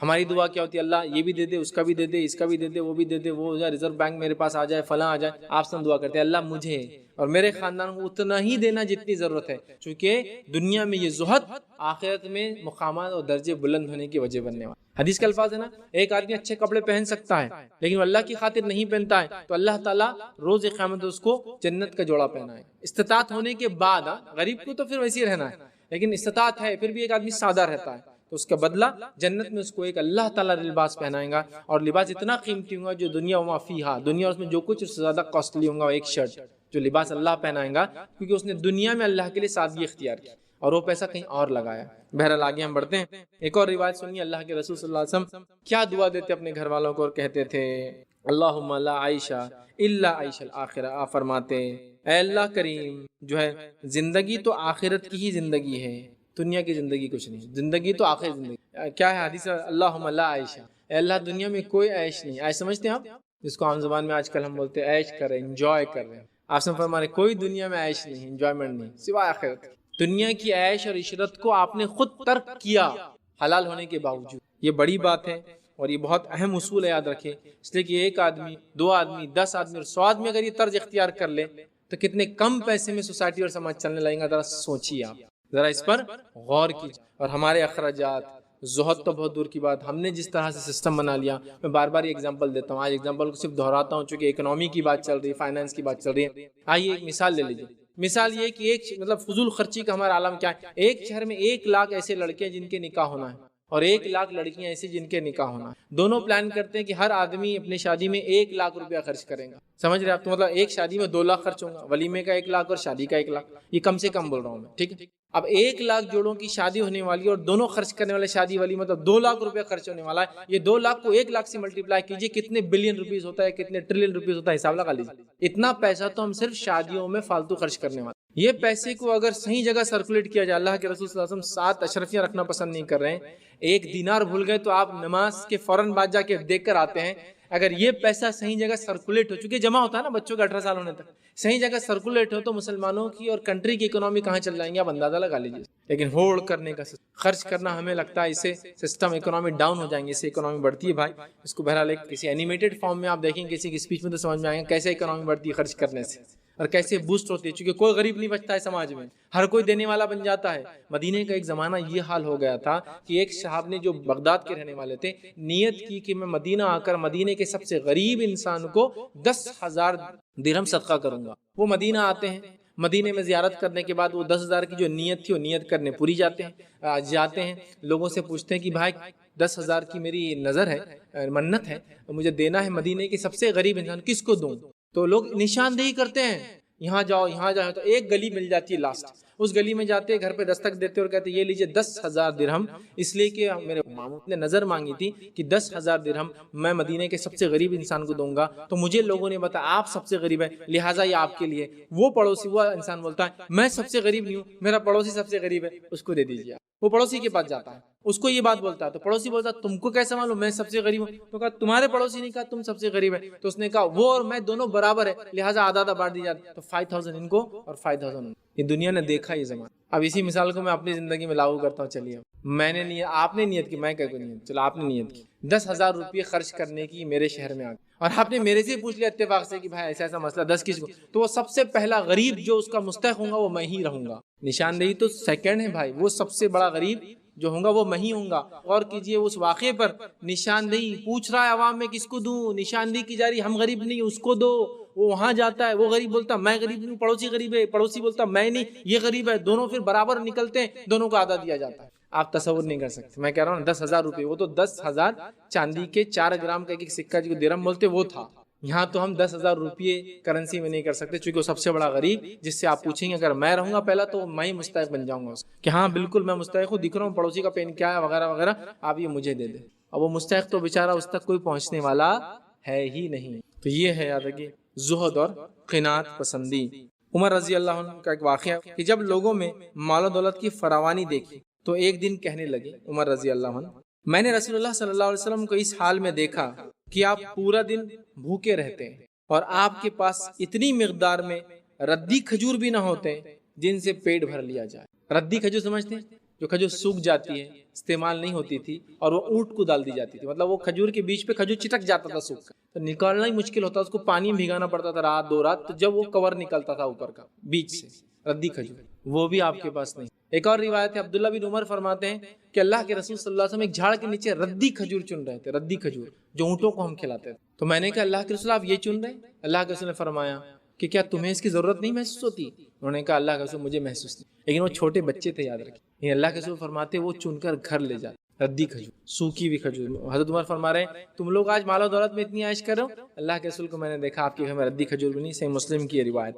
آئیے ایک اور روایت سنیے، رسول اللہ صلی اللہ علیہ وسلم نے دنیا کو اس حال میں چھوڑا کہ آپ نے جو کی روٹی بھی پیٹ بھر کر 2 دن میں نہیں کھائی، اور وہ جو کی روٹی صرف، اس کے ساتھ سالن بھی نہیں تھا۔ عرب جنرلی یہ غربت کا یہ عالم تھا، اور اللہ کے رسول کا تو اختیاری معاملہ تھا یہ کہ روٹی ہوتی تو سالن نہیں ہوتا، روٹی ہوتی گھی میں ڈبا کر کھاتے، روٹی ہوتی پنیر سے کھاتے، روٹی ہوتی کھجور سے کھاتے، روٹی ہوتی اس کو مل کے ملیدہ بناتے، اس میں کھجور ڈال کے کھاتے، تو آپ کے پاس وہ مکس کرنے کے لیے سالن جیسی کوئی اور انگریڈینٹ بھی نہیں تھا، اور وہ بھی صرف روٹی تھی، اور جو کی روٹی تھی، بارلی کی روٹی عام طور سے بہت زیادہ سیٹسفائنگ نہیں ہوتی ہے۔ چاول کی روٹی سب سے نرم ہوتی ہے کھانے میں، اس کے بعد گیہوں کی روٹی ہوتی ہے، اس کے بعد باجرا ہوتا ہے، جوار ہوتی ہے، اور جو بارلی ہے نا وہ چبھتی ہے گلے میں کبھی کبھار، سمجھ رہے ہیں؟ بہت سے لوگ بولتے ہیں بارلی کھائیے صحت کے لیے بہت اچھی ہے، تو اب پتہ چلتا ہے اتنی نہیں رہتی ریفائن، ابھی تو پیس لیے تو ٹھیک ہے، اس زمانے میں پیسا بھی نہیں جاتی تھی۔ جن لوگوں نے آج سے 50 سال پہلے کا دور دیکھا، انڈیا جب آزاد ہوا اس کے بعد حیدرآباد اسٹیٹ سے مہاراشٹر الگ ہوا، تو یہاں راشن کے طور پہ لال گیہوں بکتا تھا کہ وہ بھی راشن کے طور پہ، تو اس کا کور نکلتا نہیں تھا الگ، اس کو جب پیسا بھی جاتا تھا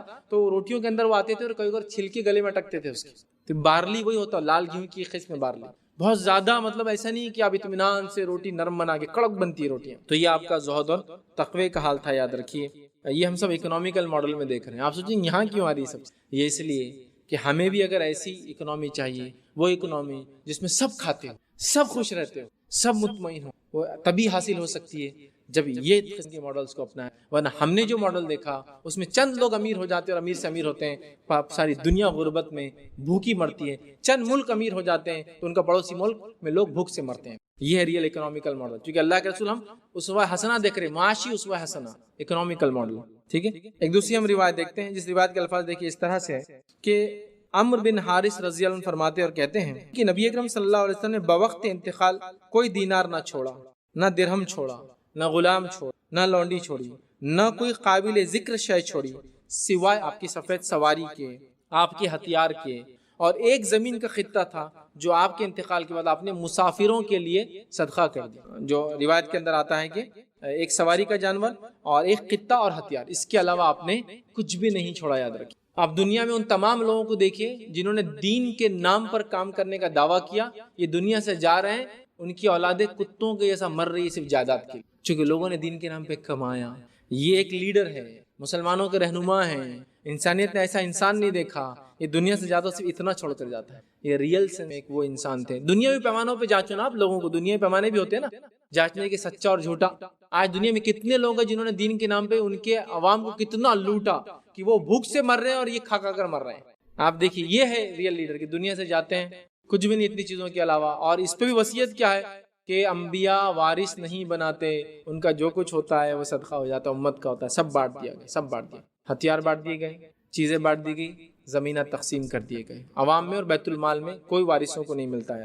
اس لیے میں نے شروع میں کہا نا، اللہ کے رسول نے جو غربت کو اختیار کیا بائی چوائس تھی، پسند کی۔ امت غربت کو اور غریبوں کو سب سے حقیر سمجھتی ہے، اللہ کے رسول نے ان کو پسند کی۔ بلکہ ایک روایت تو میں نے رکھی تھی آپ کے سامنے، اللہ کے رسول صلی اللہ علیہ وسلم فرماتے ہیں اے اللہ مجھے مسکین رکھ، آخرت میں مسکینوں میں اٹھا، اور میرا فیصلہ مسکینوں میں کر، آپ دعا کرتے ہیں۔ دوسری حدیث سے فرماتے ہیں مسکین مالداروں سے 500 سال پہلے جنت میں جائیں گے، چونکہ دنیا میں جو نعمتیں ان سے چھوٹ گئی تھی، مال بہت ساری نعمتوں کو لاتا ہے، وہ ان کو حاصل نہیں ہوئی، تو وہاں اللہ تعالیٰ اس کا بدلہ ہی دے گا، 500 years before ڈال دیں گا جنت، ٹھیک ہے۔ آئیے پانچواں اصول جو ایک اکنامی کو بڑھاتا ہے، اس کو بوسٹ کرتا ہے، اور اللہ کے رسول کے انکم اور ایکسپینس کا جو اصول تھے اس میں یہ ہے فقیروں سے محبت اور ان کی معاشی کفالت، غریبوں سے محبت اور ان کی معاشی اکنامیکل کفالت کرنا، یہ بہت امپورٹنٹ ہے۔ ورنہ ایک سسٹم جس کے اندر اگر غریب لوگ رہ جائیں گے تو یاد رکھیے مالدار زیادہ دن تک باقی نہیں رہے۔ آج جو سرمایہ دارانہ نظام کیپٹلسٹ سسٹم ہے، اس میں کچھ لوگ امیر ہوتے ہیں اور کچھ لوگوں کو زندگی بھر استعمال کرتے ہیں، جو بیسس ہوتے ہیں ان کے سسٹم کا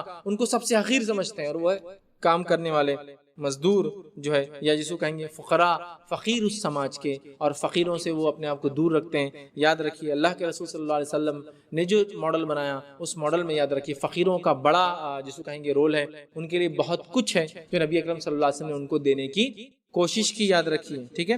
اور اسلام نے یاد رکھیے غریبوں کو، فقیروں کو ہمارے لیے امتحان گاہ بنایا۔ امتحان سمجھتے ہیں آپ؟ یہ ہمارے لیے ٹیسٹ ہے، ہمارے لیے ایک ٹیسٹ ہے یہ غریب، کہ ہم ان کے ساتھ کیسا سلوک کرتے ہیں۔ یاد رکھیے اس چیز کو ہمیں سمجھنے کی ضرورت ہے، اور فقیروں کے ساتھ، غریبوں کے ساتھ اچھا سلوک کرنے کی یہ ہمارے لیے بہت ضرورت ہے۔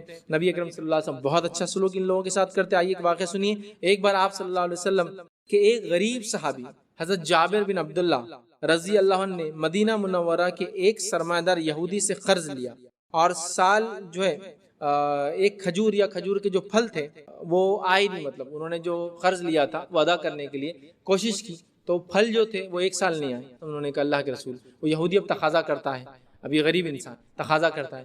نبی اکرم صلی اللہ علیہ وسلم بنفس نفیس وہاں گئے اور یہودی کو ریکویسٹ کی کہ آپ جو ہے اس کو موقع دیں، اس کو مہلت دیں۔ اس یہودی نے انکار کر دیا کہ میں تو موقع اور مہلت نہیں دے سکتا۔ پھر نبی اکرم صلی اللہ علیہ وسلم تھوڑی دیر بعد گئے اور کہا کہ اسے موقع دو۔ اس یہودی نے کہا میں موقع نہیں دے سکتا۔ پھر نبی اکرم صلی اللہ علیہ وسلم تھوڑا سوئے، پھر اٹھ کر آئے، پھر اس یہودی سے کہا کہ اس کو جو ہے مہلت دے، موقع دے۔ وہ سنگ دل یہودی نے کہا میں موقع نہیں دے سکتا ہوں۔ تو ایک مسکین اور فقیر کے لیے نبی اکرم صلی اللہ علیہ وسلم جو دنیا کی سب سے عظیم شخصیت تھی، 3 بار جا کے گزارش کرتے ہیں، اور یہودی غیر غلط بول کے 3 بار لوٹاتا ہے۔ اس حد تک جاتے ہیں کہ 2 بار جانے کے بعد آرام کرتے ہیں، شاید گھنٹے 2 گھنٹے میں اس کا مزاج چینج ہو جائے، پھر جاتے ہیں، وہ نہ کہہ دیتا ہے۔ اس کے بعد نبی اکرم صلی اللہ علیہ وسلم لوٹ جاتے ہیں اور ان کے باغ میں جاتے ہیں، اللہ تعالیٰ سے دعا کرتے ہیں، اللہ تعالیٰ اللہ کے رسول کے اس برکت سے کہتا کھجوروں کو اتنا بڑھا دیتا ہے، کھجوریں جب بیچی جاتی ہے پورا قرض ادا ہو جاتا ہے۔ لیکن یہاں اللہ کے رسول کا اس فقیر صحابی کے لیے وہاں جانا بہت بڑی بات ہے۔ آج کوئی غریب رشتہ دار میرا ہو، یہ تو ایک عام انسان تھے، ایک عام صحابی تھے، کوئی نزدیک رشتہ دار، چچیرے بھائی، تیرے بھائی، سگے بھائی، بڑے کوئی نہیں۔ کوئی اگر میرا رشتہ دار غریب ہو تو میں اس کو دعوتوں میں بلانا پسند نہیں کرتا ہوں، اس کے لیے وسیلہ بنوں، کسی ساہوکار کے پاس جا کے ریکویسٹ کروں، اپنا مال دوں، یہ تو بہت سیکنڈری کیس ہوتا ہے، بلکہ اس کے بازو کھڑے رہنے میں اپنی شان کے خلاف سمجھتا ہوں۔ یہ میرا حال ہے۔ بہرحال یہ بخاری کی روایت۔ آئیے ایک اور واقعہ سنیں۔ ایک غریب حبشی، ٹھیک ہے، مسجد نبی میں جھاڑو لگایا کرتا تھا اور کام کیا کرتا تھا، وہ انتقال کر گئے۔ آپ صلی اللہ علیہ وسلم کو اطلاع نہ ملی، آپ صلی اللہ علیہ وسلم کو یاد آیا وہ جو کالا غلام تھا مسجد نبی کی جھاڑو دیتا تھا کہاں گیا؟ تو کہ اللہ کے رسول صلی اللہ علیہ وسلم انتقال کر گیا، اور لوگوں نے اللہ کے رسول کو اس لیے نہیں بتایا کہ انہوں نے حقیر سمجھا، ایک غریب فقیر آدمی ہے، اس کے انتقال پہ اللہ کے رسول کو ڈسٹرب کرے، حقیر سمجھا۔ نبی اکرم صلی اللہ علیہ وسلم نے کہا تم نے مجھے کیوں نہیں بتایا اس کے انتقال؟ فوراً اٹھے، دوڑے دوڑے گئے، اس کی خبر کی نشاندہی کروائی اور خبر پہ کھڑ رہے کہ آپ نے اس کی نماز جنازہ۔ فقیروں کو اللہ کے رسول کی محبت دیکھیے کہ دنیا سے جانے کے بعد بھی آپ دعا کرتے ہیں، اور نبی کی نماز جنازہ کسی انسان کے لیے وسیلہ بن جاتی ہے جنت میں جانے کے۔ دوسرا واقعہ سنیں۔ ایک عورت مدینے کے اندر رہتی تھی، ٹھیک ہے، ایک عورت تھی، اور جو ہے غریب عورت تھی، یاد رکھ، کسی روایت میں آتا ہے کالی عورت، مطلب اتھوپین سلیو وومن تھی، آزاد کردہ سلیو تھی، جو بھی تھی، غریب عورت، بیمار تھی، وہ انتقال کر جاتی رات میں کسی وقت۔ صحابہ کو لگا اب رات میں نبی اکرم صلی اللہ علیہ وسلم کو ڈسٹرب کرنا، تدفین کر دی۔ نبی اکرم صلی اللہ علیہ وسلم گئے اس کے لیے جنازے کی نماز پڑھی۔ آپ تو دیکھیں، آپ مسجد کے صفائی کرنے والے کو اللہ کے رسول یاد کرتے ہیں۔ نبی اکرم صلی اللہ علیہ وسلم کو اگر مسجد نبی میں آپ کو پانا ہے، اگر کہیں حلقے بیٹھے ہیں صحابہ کے، تو آپ یقیناً غریب صحابہ کے حلقے میں ہی ملیں گے، آپ کو یقیناً غریب صحابہ کے حلقے میں ہی ملیں گے اللہ کے رسول آپ کو۔ یہ آپ کی عادت مبارک اور یہ صحابہ کا معمول تھا، تو آپ مسجد نبی میں غریب لوگوں کے حلقے میں نظر آئیں گے۔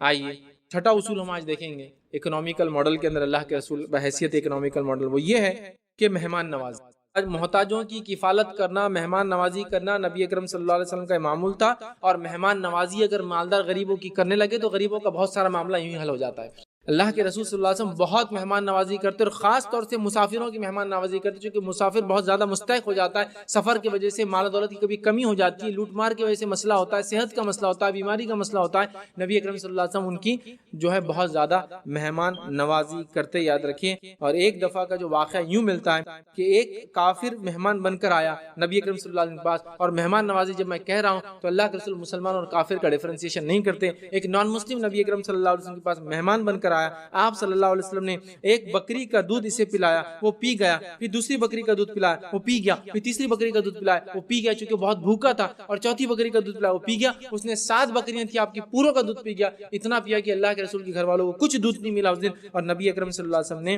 اس پر ذرہ برابر بھی کچھ نہیں کہا، نہ اس کو پیٹو کہا، نہ اس کو کوئی الزام دیا، کچھ نہیں، وہ اتنا بھوکا تھا 7 بکریوں کا دودھ جو آپ کے اتنی بکریاں سب پی گئے. آپ سمجھ کو کوئی الزام نہیں, کوئی برے الفاظ جو ہوتے ہیں نا کسی آدمی کے لیے کہ سب کھا گیا, کچھ نہیں ہوا. یہ مسند احمد کی روایت. لیکن آپ نے پیٹو یا برا الفاظ ادا نہیں کیا. یہ ایک نان مسلم گیسٹ کے لیے نبی اکرم صلی اللہ علیہ وسلم کا معاملہ ہے. اسی طرح ایک اور روایت میں آتا ہے کہ ایک قبیلے کا ایک شخص نبی اکرم صلی اللہ علیہ وسلم مہمان بن کر رہا. اس نے رات نبی اکرم صلی اللہ علیہ وسلم کے پاس گزاری. نبی اکرم صلی اللہ علیہ وسلم نے جو ہے اس کو بکری کا دودھ جو ہے نکال کر بہرحال دیا, اور تمام افراد اس دن رات میں بھوکے رہے, اور اس انسان کو اللہ کے رسول صلی اللہ علیہ وسلم نے بکری کا دودھ پلایا. اسی طرح روایت میں آتا ہے کہ مقداد رضی اللہ عنہ فرماتے اور کہتے ہیں کہ آخر کار ہم لوگ نبی اکرم صلی اللہ علیہ وسلم کے گھر پر حاضر ہوئے, اور وہ فرماتے کہ آپ نے ہمیں 3 بکریاں دکھا کر کہا ان کا دودھ پی لیا کرو. ہم میں سے ہر شخص ہر روز اپنے حصے کا دودھ پی لیتا, اور یوں آپ صلی اللہ علیہ وسلم کی مہمان نوازی کا ہم نے فائدہ اٹھایا. مطلب کچھ لوگ کچھ قبیلے سے اللہ کے رسول کے پاس آئے, آپ نے 3 بکریاں اپنے پاس سے ان کو گفٹ کر دی کہ آپ اس کا دودھ پیتے رہو, اور وہ وہاں ان بکریوں کا دودھ پیتے رہے. یہ صحیح مسلم کی روایت ہے, جب تک وہ وہاں رکے رہے. ایسا دور ہے, یاد رکھیے, جو بہت غربت کا دور تھا. کھجور تو کھجور کھانے میں ہے, دودھ ہے تو صرف دودھ ملتا تھا. مطلب یہ ایسا دور نہیں تھا کہ ساری چیزیں ملتی تھی, پھل فروٹ وغیرہ وغیرہ. بکری کا دودھ اللہ کے رسول نے اپنی بکریوں کا دودھ ان کو تحفتاً دے دیا. اسی طرح بخاری کی ایک روایت ہے جس میں لفظ یہ, نبی اکرم صلی اللہ علیہ وسلم کو وفود عطیات دیتے, اللہ کے رسول ان کو بھی تحفے تحائف دیتے. یہاں تک کہ جب وہ وفود واپس جاتے تو اللہ کے رسول ان کے خرچ وغیرہ کا انتظام بھی کر دیا کرتے تھے. جو لوگ آتے آپ سے ملنے, جاتے وقت نبی اکرم صلی اللہ علیہ وسلم ان کے لیے خرچ وغیرہ کا بھی انتظام اپنے طرف سے کیا کرتے تھے. یاد رکھیے, یہ بخاری کی روایت یاد رکھیے. اسی طرح ان کو بھی بہرحال دیا کرتے تھے. 7واں اصول یاد رکھیے جو اکنامیکل ماڈل کی حیثیت سے اللہ کے رسول صلی اللہ علیہ وسلم دیکھ رہے ہیں, وہ یہ مزدور سے محبت. نبی اکرم صلی اللہ علیہ وسلم کی مزدوروں سے بڑی محبت تھی. میں یہ واقعہ رکھ چکا ہوں. اللہ کے رسول صلی اللہ علیہ وسلم نے مسجد قباء کی تعمیر میں مزدوروں کے ساتھ کام کیا. مزدوروں کی عظمت کو آپ نے بلند کر دیا. اللہ کے رسول صلی اللہ علیہ وسلم نے مسجد نبوی کی پہلی تعمیر میں بد نفس نفیس حصہ لیا. مسجد نبوی کی دوسری تعمیر جس میں ابو ہریرہ رضی اللہ عنہ ایمان لائے تھے, جب تک وہ فرماتے اللہ کے رسول صلی اللہ علیہ وسلم مسجد کی تعمیر میں مزدوروں کے ساتھ کام کر رہے تھے. ہم جب اللہ کے رسول کو یہ کہتے اللہ کے رسول پتھر بڑا بھاری ہے, ہم اٹھا لیتے ہیں. خود آپ نے مزدوروں کے جیسا کام کیا. یاد رکھیے, یہ باتیں ہم کو روایتوں کے اندر بہرحال بتفصیل بہرحال ملتی ہے. تو نبی اکرم صلی اللہ علیہ وسلم نے مزدوروں کے لیے بہت کچھ کیا. ان کے دکھ درد کو آپ نے سمجھا, آپ نے خود ان کے ساتھ کام کیا. آپ بادشاہ جس کو کہیں گے ایک طرح سے ذمہ دار تھے قوم کے, لیکن اس کے بعد بھی عام لوگوں کے ساتھ کام کرتے تھے.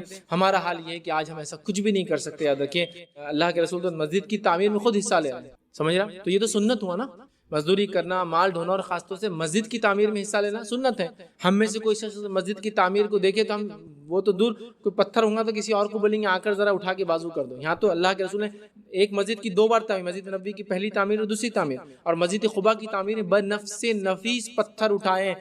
قباء کی تعمیر میں تو روایت میں آتا پتھر اتنے وزنی تھے کہ اللہ کے رسول کی کمر ٹیڑھی ہو جاتی پتھر اٹھانے سے, جب ویٹ زیادہ ہوتا. ایک تو ہوتا ویٹ کا مطلب آدمی سیدھا چلتا, لیکن ویٹ جب بڑھ گیا تو آدمی کیسا چلتا, تھوڑا بینڈ ہو کے چلتا. آپ بینڈ ہو کر آپ نے اٹھایا, اور ویسے ہی پتھر اٹھایا وزنی جیسا صحابہ اٹھا رہے تھے, کوئی پتھر کی اس میں کمی نہیں یاد رکھی. تو یہ تھا اللہ کے رسول صلی اللہ علیہ وسلم معاملہ, اور آپ نے مزدوروں کی کفالت کی. آپ نے یہ فرمایا کہ مزدور کی مزدوری اس کا پسینہ سوکھنے سے پہلے ادا کر دو. مطلب جیسی وقت ہو جائے, چونکہ آج کل تو سیلری کا سسٹم ہے, ویکلی یا جس کو کہیں گے 15 ڈیز یا 1 منتھ, یا آج کل 28 ڈیز کا بھی کانسیپٹ نکلا, 4 ویکس ایگزیکٹلی, جو بھی ہے.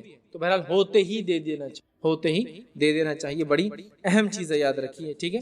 اور نبی اکرم صلی اللہ علیہ وسلم کا معاملہ کیا تھا, کام کرنے والوں کے ساتھ ایک واقعہ سناتا ہوں. انس بن مالک رضی اللہ عنہ, ان کی والدہ نے اللہ کے رسول کو دے دیا کہ اللہ کے رسول میرے بیٹے سے خدمت لیجیے. یہ کیا فرماتے سنیے, میں نے 10 سال تک نبی اکرم صلی اللہ علیہ وسلم کی خدمت کی, مگر آپ صلی اللہ علیہ وسلم نے کبھی یہ بھی نہ فرمایا یہ کام کیوں نہیں کیا. ایک بار مجھے کہیں جانے کا ارشاد فرمایا, میں خاموشی کے ساتھ ایک جگہ آڑ میں چھپ کر بیٹھ گیا ہی نہیں. آپ نے فرمایا میں نہیں گیا, بیٹھ گیا.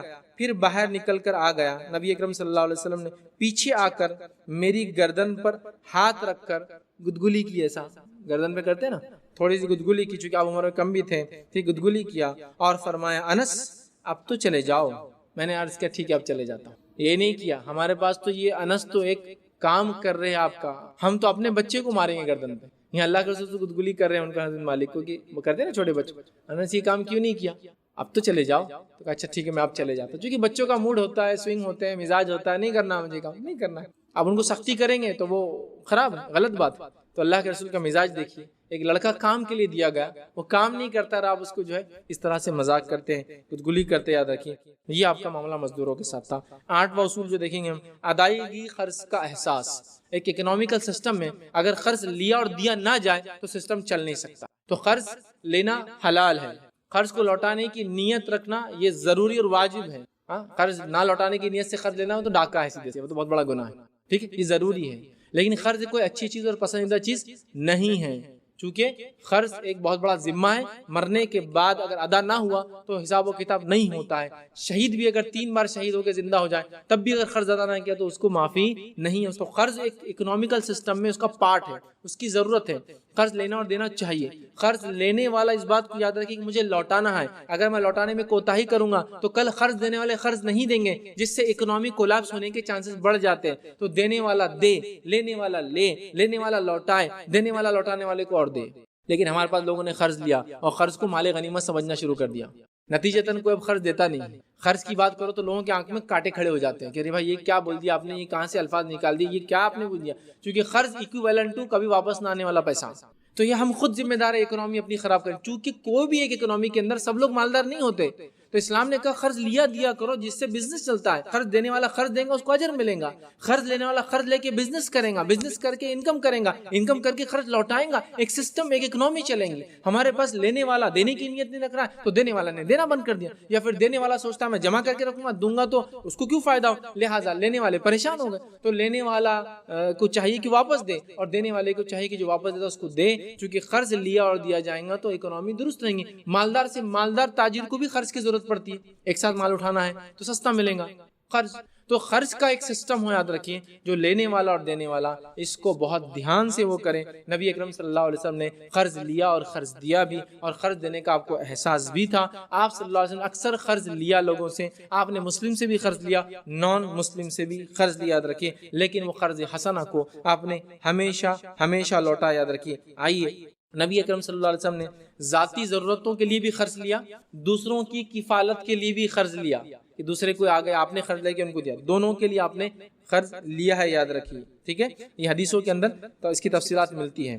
نبی اکرم صلی اللہ علیہ وسلم جب قرض لیتے تو 2 چیزوں کا بڑا دھیان رکھتے ہیں، وہ بھی ہم بھی دھیان رکھیں۔ پہلی چیز کیا ہے سنیے، قرض کی ادائیگی وقت پر ہو، اس سلسلے میں اللہ کے رسول فکر مند ہوتے ہیں۔ قرض دیتے تو پہلا کام کیا کرتے ہیں، قرض کی ادائیگی بوقت ہو، اس کے تعلق سے اللہ کے رسول صلی اللہ علیہ وسلم فکر مند ہوتے، یاد رکھیے، ٹھیک ہے، اور لوگوں کی تلخ باتوں کو بھی برداشت کر لیتے تھے، یاد رکھیے، سمجھ رہے ہیں۔ اور دوسری چیز جو آپ دھیان رکھتے ہیں، قرض کی ادائیگی کو اچھے طریقے سے آپ کرتے ہیں۔ پہلے تو فکر مند ہے تو اچھے طریقے سے کرتے، کیسے، میں مثال دیتا ہوں آپ کو، آئیے مثال سنیے۔ جو ہے ایک صحابی زید رضی اللہ عنہ فرماتے اور کہتے ہیں، جن دنوں وہ یہودی تھے، انہوں نے وہ فرماتے کہ نبی اکرم صلی اللہ علیہ وسلم ان سے قرض لیا، وعدہ کیا، اور وعدے سے چند روز پہلے ہی میں قرض لینے آ گیا۔ یہ یہودی تھے، اللہ کے رسول صلی اللہ علیہ وسلم نے ان سے قرض لیا، قرض کا وعدہ تھا، فار ایگزامپل مثال کے طور پہ میں 30 تاریخ کو دوں گا، یہ صحابی 28 کو ہی آ گیا، 2 دن پہلے آ گیا، اور آ کر کیا کہنے لگے، سنیے الفاظ، انہوں نے کہا، آل مطلب تم ہمیشہ یوں ہی ہیلے بہانے کرتے ہو قرض دینے کے معاملے، پہلے تو ایڈوانس آ گیا، اور آ کر کیا کرے، اللہ کے رسول تکلیف دینے، اور یہودی تھے، اور یہودی قرض دیا کرتے، مالدار لوگ تھے، کہ آل مطلب کا معاملہ یہ تم لوگ ایسی ہیلے بہانے تلاش کرتے ہو قرض کے لیے، ٹھیک۔ اور اس کے بعد کہنے لگے، حضرت عمر نے یہ سنا تو ان کو غصہ آ گیا اور کہا، اللہ کے دشمن تو اپنا منہ بند کر لے، اس لیے کہ ایک تو ایڈوانس، دیکھیے قرض کا دن تھا سمجھو 30 تاریخ، تو 28 کو آ کے آپ کیسا برا بھلا بول سکتے، لیکن یہ یہودی تھے، تکلیف دینے کی نیت بھی تھی، اور تھوڑا پریشر ڈیولپ کر رہے تھے کہ 30 کو مل جانا، حالات دکھ رہے تھے کہ اللہ کے رسول کچھ ہے جو دے دے، تو یہ کرنے کے لیے کرتے نا قرض دینے والے، ڈانٹ ڈپٹ مار دھاڑ، تو وہ کرنے کی نیت سے آئے اور سیدھا آپ کے خاندان کے اوپر برا بھلا کہیں کہ آل مطلب، مطلب تم مطلب کے خاندان کے لوگ ایسے ہی ہوتے ہیں، جانو کتنا برا لگتا ہے۔ نبی اکرم صلی اللہ علیہ وسلم کوئی جواب نہیں دی، اور حضرت عمر کو غصہ، انہوں نے کہا، اے اللہ کے دشمن، تو رسول اکرم صلی اللہ علیہ وسلم کی توہین کر رہا ہے۔ نبی اکرم صلی اللہ علیہ وسلم مسکرایا اور فرمایا، عمر مجھے تو تم سے کچھ اور ہی امید تھی، اس سے آپ کہتے کہ تم نرمی سے کام لو، مطلب عمر میری توقع یہ تھی تم اس سے کہتے، یہودی سے، تم نرمی سے کام لو، اور مجھ سے کہتے کیا، کہ مجھ سے کہنا چاہیے تھا کہ میں اس کا قرض ادا کر دوں۔ اس کے تلخ رویے پر، خاندان کو بیچ میں لانے پر بھی اللہ کے رسول نے، دیکھیے آپ، یہ ہمارے لیے نمونہ، آپ نے قرض لیا، قرضداروں کی باتیں بھی سنی، اپنے لیے لیا، دوسروں کے لیے لیا، مسلم سے لیا، نان مسلم سے آپ نے قرض لیا۔ اسی طرح کی روایت ہے، ایک شخص سے جو ہے کچھ کھجوریں قرض لی نبی اکرم صلی اللہ علیہ وسلم نے، اور چند روز بعد وہ شخص لینے آیا، مطلب ایڈوانس آ گیا، ٹائم پر نہیں آیا، پہلے آ گیا، لینے آیا. آپ صلی اللہ علیہ وسلم نے ایک انصاری صحابی سے فرمایا کہ اس کا قرض ادا کرو، مگر انہوں نے ویسی کھجوریں نہ دی، مطلب کھجوریں جو دی وہ اس کوالٹی کی نہیں تھی جو اللہ کے رسول نے لی تھی. اس آدمی نے اس لینے سے انکار کر دیا. انصاری صحابی نے کہا اللہ کے رسول یہ وہ کھجوریں لینے کو انکار کر رہا ہے. تو اس نے کہا اللہ کے رسول عدل نہیں ہے، یہ عدل و انصاف کی بات نہیں ہے، تو نہیں کریں گے تو کون ان سے کھجور لے گا؟ مطلب عدل اور انصاف سے نہیں دے رہے، مطلب لیا میرے سے اچھی دے رہے ہیں اب وہ والی. نبی اکرم صلی اللہ علیہ وسلم یہ جملہ سن کر آپ صلی اللہ علیہ وسلم کی آنکھوں میں آنسو آ گئے اور آپ نے فرمایا اس شخص نے سچ کہا. مطلب اللہ کے رسول صلی اللہ علیہ وسلم نے کھجور لیے، کھجور کی کوالٹی الگ تھی، چکانے کے آپ کے پاس نہیں تھے. ایک صحابی سے کہا تم چکا دو، انہوں نے چکائے، کوالٹی کھجور کی وہ نہیں تھی. اس نے سیدھا الزام لگا دیا انصاف ہی نہیں ہوا میرے ساتھ. نبی اکرم صلی اللہ علیہ وسلم کے پاس بات آئی، انصاری نے کہا اللہ کے رسول کھجور لیتا نہیں ہے وہ جو میں دے رہا ہوں. آپ صلی اللہ علیہ وسلم نے فرمایا کیوں نہیں لیتا ہے؟ تو اس نے کہا یہ وہ کوالٹی کی نہیں جو میں نے دیے تھے. تو نبی اکرم صلی اللہ علیہ وسلم کی آنکھوں میں آنسو آ گئے اور آپ نے کہا بہرحال یہ صحیح تو کہہ رہا ہے جو جملہ ادا کر رہا ہے کہ انصاف نہیں ہوا. اور آپ صلی اللہ علیہ وسلم نے کہا اس نے سچ کہا، آپ نے برا بھلا نہیں کہا. اسی طرح ایک روایت اس طرح سے آتی ہے، ایک بدو سے نبی اکرم صلی اللہ علیہ وسلم نے قرض لیا. بدو جو ہے بات کرنے میں بڑا سخت مزاج تھا اور اس نے سختی سے نبی اکرم صلی اللہ علیہ وسلم سے مطالبہ کیا. صحابہ نے اسے ڈانٹا اور یوں کہا کہ اس طرح سے نبی اکرم صلی اللہ علیہ وسلم سے بات نہیں کرنا چاہیے. اس نے کہا میں نے تو اپنا حق لینے آیا ہوں. آپ صلی اللہ علیہ وسلم نے ارشاد فرمایا تم لوگوں کو اس کا ساتھ دینا چاہیے تھا، یہ تو اپنا حق لینے آیا ہے اور حق لینے والے کو بولنے کا حق ہے. پھر صحابہ رضی اللہ عنہ نے جو ہے کو حکم دیا کچھ جمع کرو میرے لیے پیسہ اور اس کا خرچ چکا دو. صحابہ نے پیسہ جمع کیا اور اس کو خرچ چکا دیا. مطلب آپ نے ایک بدو سے قرض لیا، اس نے اللہ کے رسول کو بہت برا بھلا کہا. اس کے بعد اللہ کے رسول نے کہا بھائی قرض دیا ہے تو اس کو حق ہے بولنے کا، بولنے دو اس کو. صحابہ سے ریکویسٹ کی میرا قرض چکا دو. صحابہ نے پیسہ جمع کیا اور قرض چکا دیا. تو یہ سسٹم میں بزنس میں قرض لینا دینا یاد رکھیے یہ اس کا پارٹ ہے، اس کے بغیر یہ سسٹم چل نہیں سکتا. تو لینے والا لے لیکن لوٹانے کی نیت سے لے، دینے والا دے گا جو لوٹاتا ہے، تاکہ ایک سسٹم جو ہے اپنی جگہ بہرحال جو ہے چلتا رہے. اسی طرح ایک بخاری کی روایت ہے، فاض اللہ کے رسول کی حدیث بھی آپ نے سنی ہوں گی، تم میں بہتر وہ ہے جو دینے میں بہتر ہے. پتہ چلا کسی سے آپ قرض لے تو اس کو لوٹانے کی فکر کرنا چاہیے اور اچھا لوٹانا چاہیے. مطلب جتنا دیا اس سے زیادہ آپ دے سکتے ہیں، لیکن اس میں ایک بات بہت احتیاط کی، وہ یہ اگر دینے میں زیادتی کا کنسیڈریشن پہلے سے تھا تو یہ سود ہے، اور اگر بعد میں دینے والے نے زیادہ دے دیا تو یہ حلال ہے.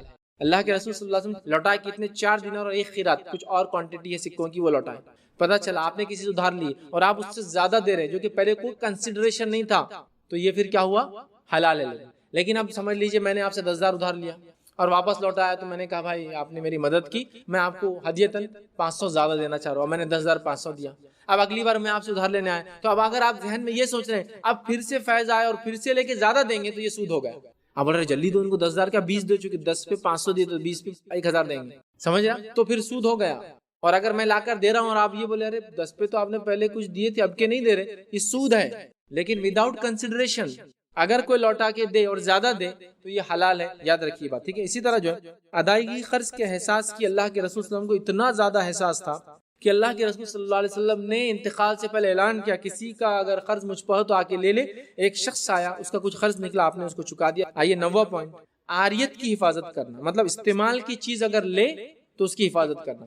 دیکھیے کسی بھی اکنامی میں، کسی بھی سسٹم میں ہم کو کچھ نہ کچھ چیزیں ہوتی ہیں جو ادھار لینا پڑتا. عاریت کی چیز بولیں گے مطلب جو چیز بغیر تکلف کے مانگی جا سکتی، لیکن اس کے لیے اصول یہ کہ اس کو اچھے سے لوٹایا جائے. ٹھیک ہے، تو چیز کا استعمال کو لینا، عاریت جس کو یہ بھی ایک اکنامی میں ضروری ہے. جیسا مثال کے طور پہ آپ کے پاس ایک مشین ہے، میرے پاس نہیں، اور بزنس مین ہے دو، اور دونوں بزنس مین کے لیے کچھ چیزوں کو تھوڑا عاریتاً مانگ لینا. عاریتاً مطلب سمجھنا ایک ایسی چیز جو بغیر تکلف کے آپ مانگ لیں گے. کسی کے لیے چینی بھی ہو سکتی ہے، کسی کے لیے نمک ہو سکتا ہے، کسی کے لیے آپ کی کار بھی ہو سکتی ہے، کسی کے لیے آپ کا اے سی ہو سکتا ہے، کسی کے لیے ایک مشین بھی ہو سکتی ہے، کسی کے لیے ٹولز استعمال کے جو آپ کے گھر میں گاڑیوں کے ہوتے ہیں، کچھ بھی ہو سکتا ہے. یہ ڈیپینڈ ہے سامنے والے آدمی کے اسٹیٹس اور ان کے ریلیشن شپ پر کہ کیا چیز وہ عاریتاً مانگیں گے آپ سے. ٹھیک، تو عاریتاً مانگا تو اس چیز کو اچھے سے لوٹانا یہ نبی اکرم صلی اللہ علیہ وسلم اسوہ ہے، اور یہ ضروری ہے کہ اس کو صحیح سلامت اور اچھے سے لوٹائے. جیسا آپ نے کسی سے کوئی کتاب مانگی، استعمال کی، تو واپس لوٹاتے وقت کوشش کرے ایک تو کتاب خراب نہ ہو، پہلے سیکنڈ کور چڑھا کے واپس دے دیں، اچھے سے کیا. ایک چیز استعمال کو لی، اس میں ایک ڈنٹ تھا، کچھ خرابی تھی، اس کو مینٹین کرا کے واپس دے دیا. یہ ہونا یا تو چیز جیسی کی ویسی یا اس سے اچھی. یہ نبی اکرم صلی اللہ علیہ وسلم کا اسوہ تھا، یاد رکھیے. آپ اسی طرح چیزوں کو کیا کرتے. ایک بار ایک شخص سے ایک پیالہ اپنے استعمال کو لیا، مطلب غربت کا کیا حال ہے دیکھیے آپ کہ پیالہ بھی استعمال کو مانگنا پڑا تھا. اسی طرح جو غزوہ حنین میں صفوان بن امیہ، اب یہ صحابی ایمان نہیں لائے، صفوان بن امیہ کے پاس نبی اکرم صلی اللہ علیہ وسلم گئے اور ان سے جو ہے کچھ زرے مسلمانوں کی سیفٹی کے لیے جنگ میں زرہ ہوتا ہے نا جو سینے پہ لگاتے ہیں وہ ادھار لی.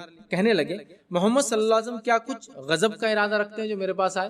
ٹانٹ مارا مطلب اللہ کے رسول صلی اللہ علیہ وسلم ایک طرح سے. ارشاد فرمایا نہیں بلکہ میں تو عاریتن ریکویسٹ کر رہا ہوں، گزارش کر رہا ہوں کہ اگر ان میں سے کچھ جو ہے تعاون مطلب مدد کے طور پر اگر مجھے زرے مل جائے تو میرے لیے بہت اچھا ہوگا. اور صفوان نے 30 یا 40 زرے آپ کو دے دی استعمال کے لیے، مطلب کوئی اس کے بدلے میں پیسے نہیں دے پاؤں گا لیکن یہ دو، اور ان کے پاس پڑی تھی. جب واپس آئے تو اس میں کچھ کم نکلی، گنے تو 30-40 لے گئے تھے، اب جو بھی کم ہوئی. تب نبی اکرم صلی اللہ علیہ وسلم نے کہا کہ میں تمہیں لوٹا دیتا ہوں جو کم ہوئی، چونکہ لیتے وقت وعدہ ہوا تھا کم ہو جائے تو میں لوٹا دوں گا، اس پہ کوئی چارجز وہ نہیں دوں گا، استعمال کو لے رہا ہوں. جب لوٹاتے وقت گنی گئی کم تھی، نبی اکرم صلی اللہ علیہ وسلم نے کہا یہ پیسے لو. تو انہوں نے کہا اب وہ بات نہیں رہ گئی، چونکہ اللہ کے رسول کی جنگ سے واپس آنے تک یہ مسلمان ہو گئے تھے، تو کہ اللہ کے ساتھ وہ بات نہیں رہی. اب میں ویسا نہیں ہوں جیسا پہلے بولا تھا گننا واپس دینا، اب وہ بات نہیں رہ گئی، یعنی میں مسلمان ہو گیا ہوں، اب میں اس کا معاوضہ نہیں لوں گا. یہ ساری چیزیں آپ لیں. تو اگر آپ چیز لے استعمال کے لیے لے، کبھی پیڈ کر کے لیے، کبھی کچھ پیسہ دے کر استعمال کو لے، کچھ بھی کرے، چیز کو اسی طرح یا اس سے اچھا آپ کو واپس لوٹانا ضروری یاد رکھیے. اور یہ ابو داؤد کی روایت تھی. اس طرح انس بن مالک رضی اللہ عنہ فرماتے ہوئے کہتے ہیں نبی اکرم صلی اللہ علیہ وسلم نے ابو طلحہ رضی اللہ عنہ سے ان کا گھوڑا لیا جسے مندب کہا جاتا تھا. یہ مندب اس گھوڑے کو اس لیے بولتے تھے کہ تھوڑا سلو چلتا تھا، وہ سلو چلتا تھا. نبی اکرم صلی اللہ علیہ وسلم نے گھوڑا لیا، استعمال کیا، لا کر واپس دے دیا، اور کیا کہا سنیے، اور کہا ہم نے تو اسے بہت تیز پایا. آپ نے کیا فرمایا؟ میں نے اس گھوڑے میں کوئی نقص نہیں دیکھا، میں نے اس گھوڑے کو تو بہت تیز پایا. گویا اللہ کے رسول صلی اللہ علیہ وسلم نے گھوڑا استعمال کیا جو سست تھا چلنے میں، لیکن اس کی برائی نہیں کی. کہا یہ گھوڑا تو بہت اچھا ہے، چیز کی برائی بیان نہیں کی، گھوڑے کو استعمال کیا. ایسا کوئی آپ کے ساتھ کہے مجھے گاڑی دیجیے، آپ گاڑی بھی استعمال کرتا، آگے کیا بولتا؟ اور اتنی فالتو گاڑی ہے تمہاری، فلاں ہو جا رہی، یہ ہو جا رہی. نہیں، اللہ کے رسول نے سست گھوڑے کو استعمال کیا، لا کر کیا کہا؟ بہت اچھا گھوڑا ہے، اس میں کوئی برائی میں نے نہیں پائی، جیسا لوگ برائی اس کی بیان کرتے ہیں. 10واں پوائنٹ ہمارا وہ یہ ہے تحفے کو دینا اور تحفے کو لینا. یہ بھی ایک سسٹم میں بڑی اہم ہے. نبی اکرم صلی اللہ علیہ وسلم کے زمانے میں لوگ ہدیات دیتے، زمین ہدیات میں دیتے، جھاڑ ہدیات میں دیتے، کپڑے ہدیات میں دیتے، مال ہدیات میں دیتے، دولت ہدیات میں دیتے، غلام ہدیات کے اندر دیتے، جانور ہدیات کے اندر دیتے، اور بہت ساری چیزیں ہدیہ تحفے میں دیتے. تو اللہ کے رسول نے قبول کیا اور دیا، نان مسلم اور مسلم سے قبول کیا اور نان مسلم اور مسلم کو دیا. یاد رکھیے آپ کو بہت سارے بادشاہوں نے خچر بھیجے، گھوڑے بھیجے، اونٹ بھیجے، اسی مقوقس نے آپ کے لیے ایک غلام جو ہے بھیجا تھا، اسی طرح جو ہے قیصر نے آپ کو تحفے تحائف بھیجے، آپ نے قبول کیے اور ان کو بھی ریٹرن میں تحفے تحائف دیے. میں یہ گزارش کروں گا جو میری بات کو سن رہے ہیں، اپنے تحفوں کو مالداروں کی گھر کی زینت نہ بنائیں، اپنے تحفوں کا ڈائیورٹ رخ کریں غریبوں کی طرف. کیونکہ ہو کیا رہا ہے، آپ مالدار مجھے دے رہے ہیں، میں آپ کو دے رہا ہوں، تو تحفوں کا رخ ذرا ڈائیورٹ کرے اور ہمارے تحفے غریبوں کی طرف جائیں. اچھا، تحفوں کے لیے ہمارا مسئلہ کیا ہے؟ جو لیول کا وہ دیں گے وہ لیول کا میں دوں گا، ایسا نہیں ہونا چاہیے. آپ کی جو اسٹیٹس ہے آپ وہ دیجیے. اچھا، ایک اور ہمارے پاس پرابلم ہے تحفے میں، وہ یہ ایسی چیز تحفے میں دیتے جو کبھی استعمال میں نہیں آتی. شو پیس، گلاس، لائٹ، ایک پتہ نہیں کیا لٹکانے کی فوٹو، یہ کام آتی. وہ چیز دے جو آپ کی استعمال کی ہو. لیکن ہمارے پاس ایک پرابلم یہ بھی ہے، لینے والا بھی نے بہت اپنے آپ کو وہ کر لیا، وہ بھی بتانے چاہتے کہ یہ چیز کی مجھے ضرورت ہے، اس لیے وہ بھی آر محسوس کرتا ہے. تو تھوڑا سا لو لیول آ جائیے، ریالٹی پہ آ جائیے. ابن آدم کو اللہ نے مٹی سے بنایا، تو تکبر اکڑ کے اس چیز. تو اللہ کے رسول کپڑے تحفے میں دیے گئے. آپ کو کپڑے دے دو، ہاں میں تو غریب دکھ رہا ہوں، میں وہ کپڑے لا کے دی. میں تحفہ وہ دو جو میرے استعمال سے ہٹ کرو تاکہ تھوڑا سا لیوش میں بھی لوگوں مالدار. نہیں، ضرورت کی چیزیں تحفے میں دینی اور لینی چاہیے. اللہ کے رسول کو لوگوں نے گھوڑے دیے، سمجھو آج کے زمانے ہم کہیں گے گاڑیاں دی ان کو، ایک طرح سے کپڑے دیے، مال دولت روپیہ پیسہ غلام باندھی، زمین جائیداد، جھاڑ ہوتے تھے کھجور کے وہ دیے تحفے میں، اس طرح سے اناج دیا تحفے میں بہت سارے لوگوں نے. ہم نے بھی تحفے لینا اور دینا چاہیے. تحفہ ضرورت مند انسان کو آپ دے زیادہ اجر ملیں گا، ویسے مالدار کو بھی دینا چاہیے. تحفے لینے دینے سے محبت بڑھتی ہے، ایک الگ بات ہے. لیکن ہمارے تحفوں کا رخ ہم جو غریبوں کی طرف کریں، ہماری دعوتوں کا رخ ہم غریبوں کی طرف کریں، ہماری مال و دولت کا رخ غریبوں کی طرف کریں. میں مالدار ہے، آپ مالدار ہے، میں آپ کو دیتا ہوں، آپ مجھے دیتا، کسی کو فائدہ نہیں ہوتا ہے. میں آپ کو دیتا ہوں، آپ اس کو لے کسی غریبوں کو دے دیں، آپ جو دینا وہ بھی غریب کو دیں. مالدار کو بھی دیں، اس کو ضرورت نہیں ہے، غریب کو دے. یاد رکھیں یہ زیادہ بہتر ہے. تحفے دینے سے مال سرکولیشن میں آتا ہے، زمین سرکولیشن میں آتی ہے، جائیدادیں سرکولیشن میں آتی ہیں. ہمارے پاس تحفوں کا تصور بہت لمیٹڈ ہے، 51 روپیے، ایک شو پیس وغیرہ ہے. اس وجہ سے ہم بولتے تحفے سے کیا مال سرکولیٹ ہوگا. لیکن نبی اکرم صلی اللہ علیہ وسلم نے تحفے کے اندر بہت سی چیزیں دی اور بہت سی چیزیں قبول کی جو بڑے قیمت کے اعتبار سے بہت زیادہ ہوتی تھی. کئی روایتیں اس تعلق سے ملتی. 11واں پوائنٹ جو آج کا ہمارا وہ یہ ہے کہ اللہ کے رسول صلی اللہ علیہ وسلم پس اندازی، مال کو جمع کرنا کبھی پسند نہیں کیا. ہورڈنگ جس کو کہیں گے یا کنسنٹریشن آف ویلتھ بولیں گے، اس کو کبھی نبی اکرم صلی اللہ علیہ وسلم نے پسند نہیں کیا. جب بھی یہ سسٹم جس بھی اکنامی میں آ جاتا ہے وہ اکنامی کولیپس ہونا شروع ہو جاتی ہے، وہ سود خور پہ چل جاتی ہے اور اس میں سسٹم برباد ہونا شروع ہو جاتا ہے. نبی اکرم صلی اللہ علیہ وسلم نے کبھی مال کو جمع کرنا پسند نہیں کیا. 12واں پوائنٹ ہمارا امانت کی حفاظت. یہ بھی ایک اکنامی ضروری ہے کہ آپ کے پاس امانت رکھی جائے. امانت کی حفاظت کی مثال لے سکتے ہیں. آپ بینک میں پیسہ رکھیں، آپ کی امانت ہے، وہ حفاظت کریں. آپ لوگوں کے پاس پیسہ رکھیں، وہ آپ کی امانت کی حفاظت کریں.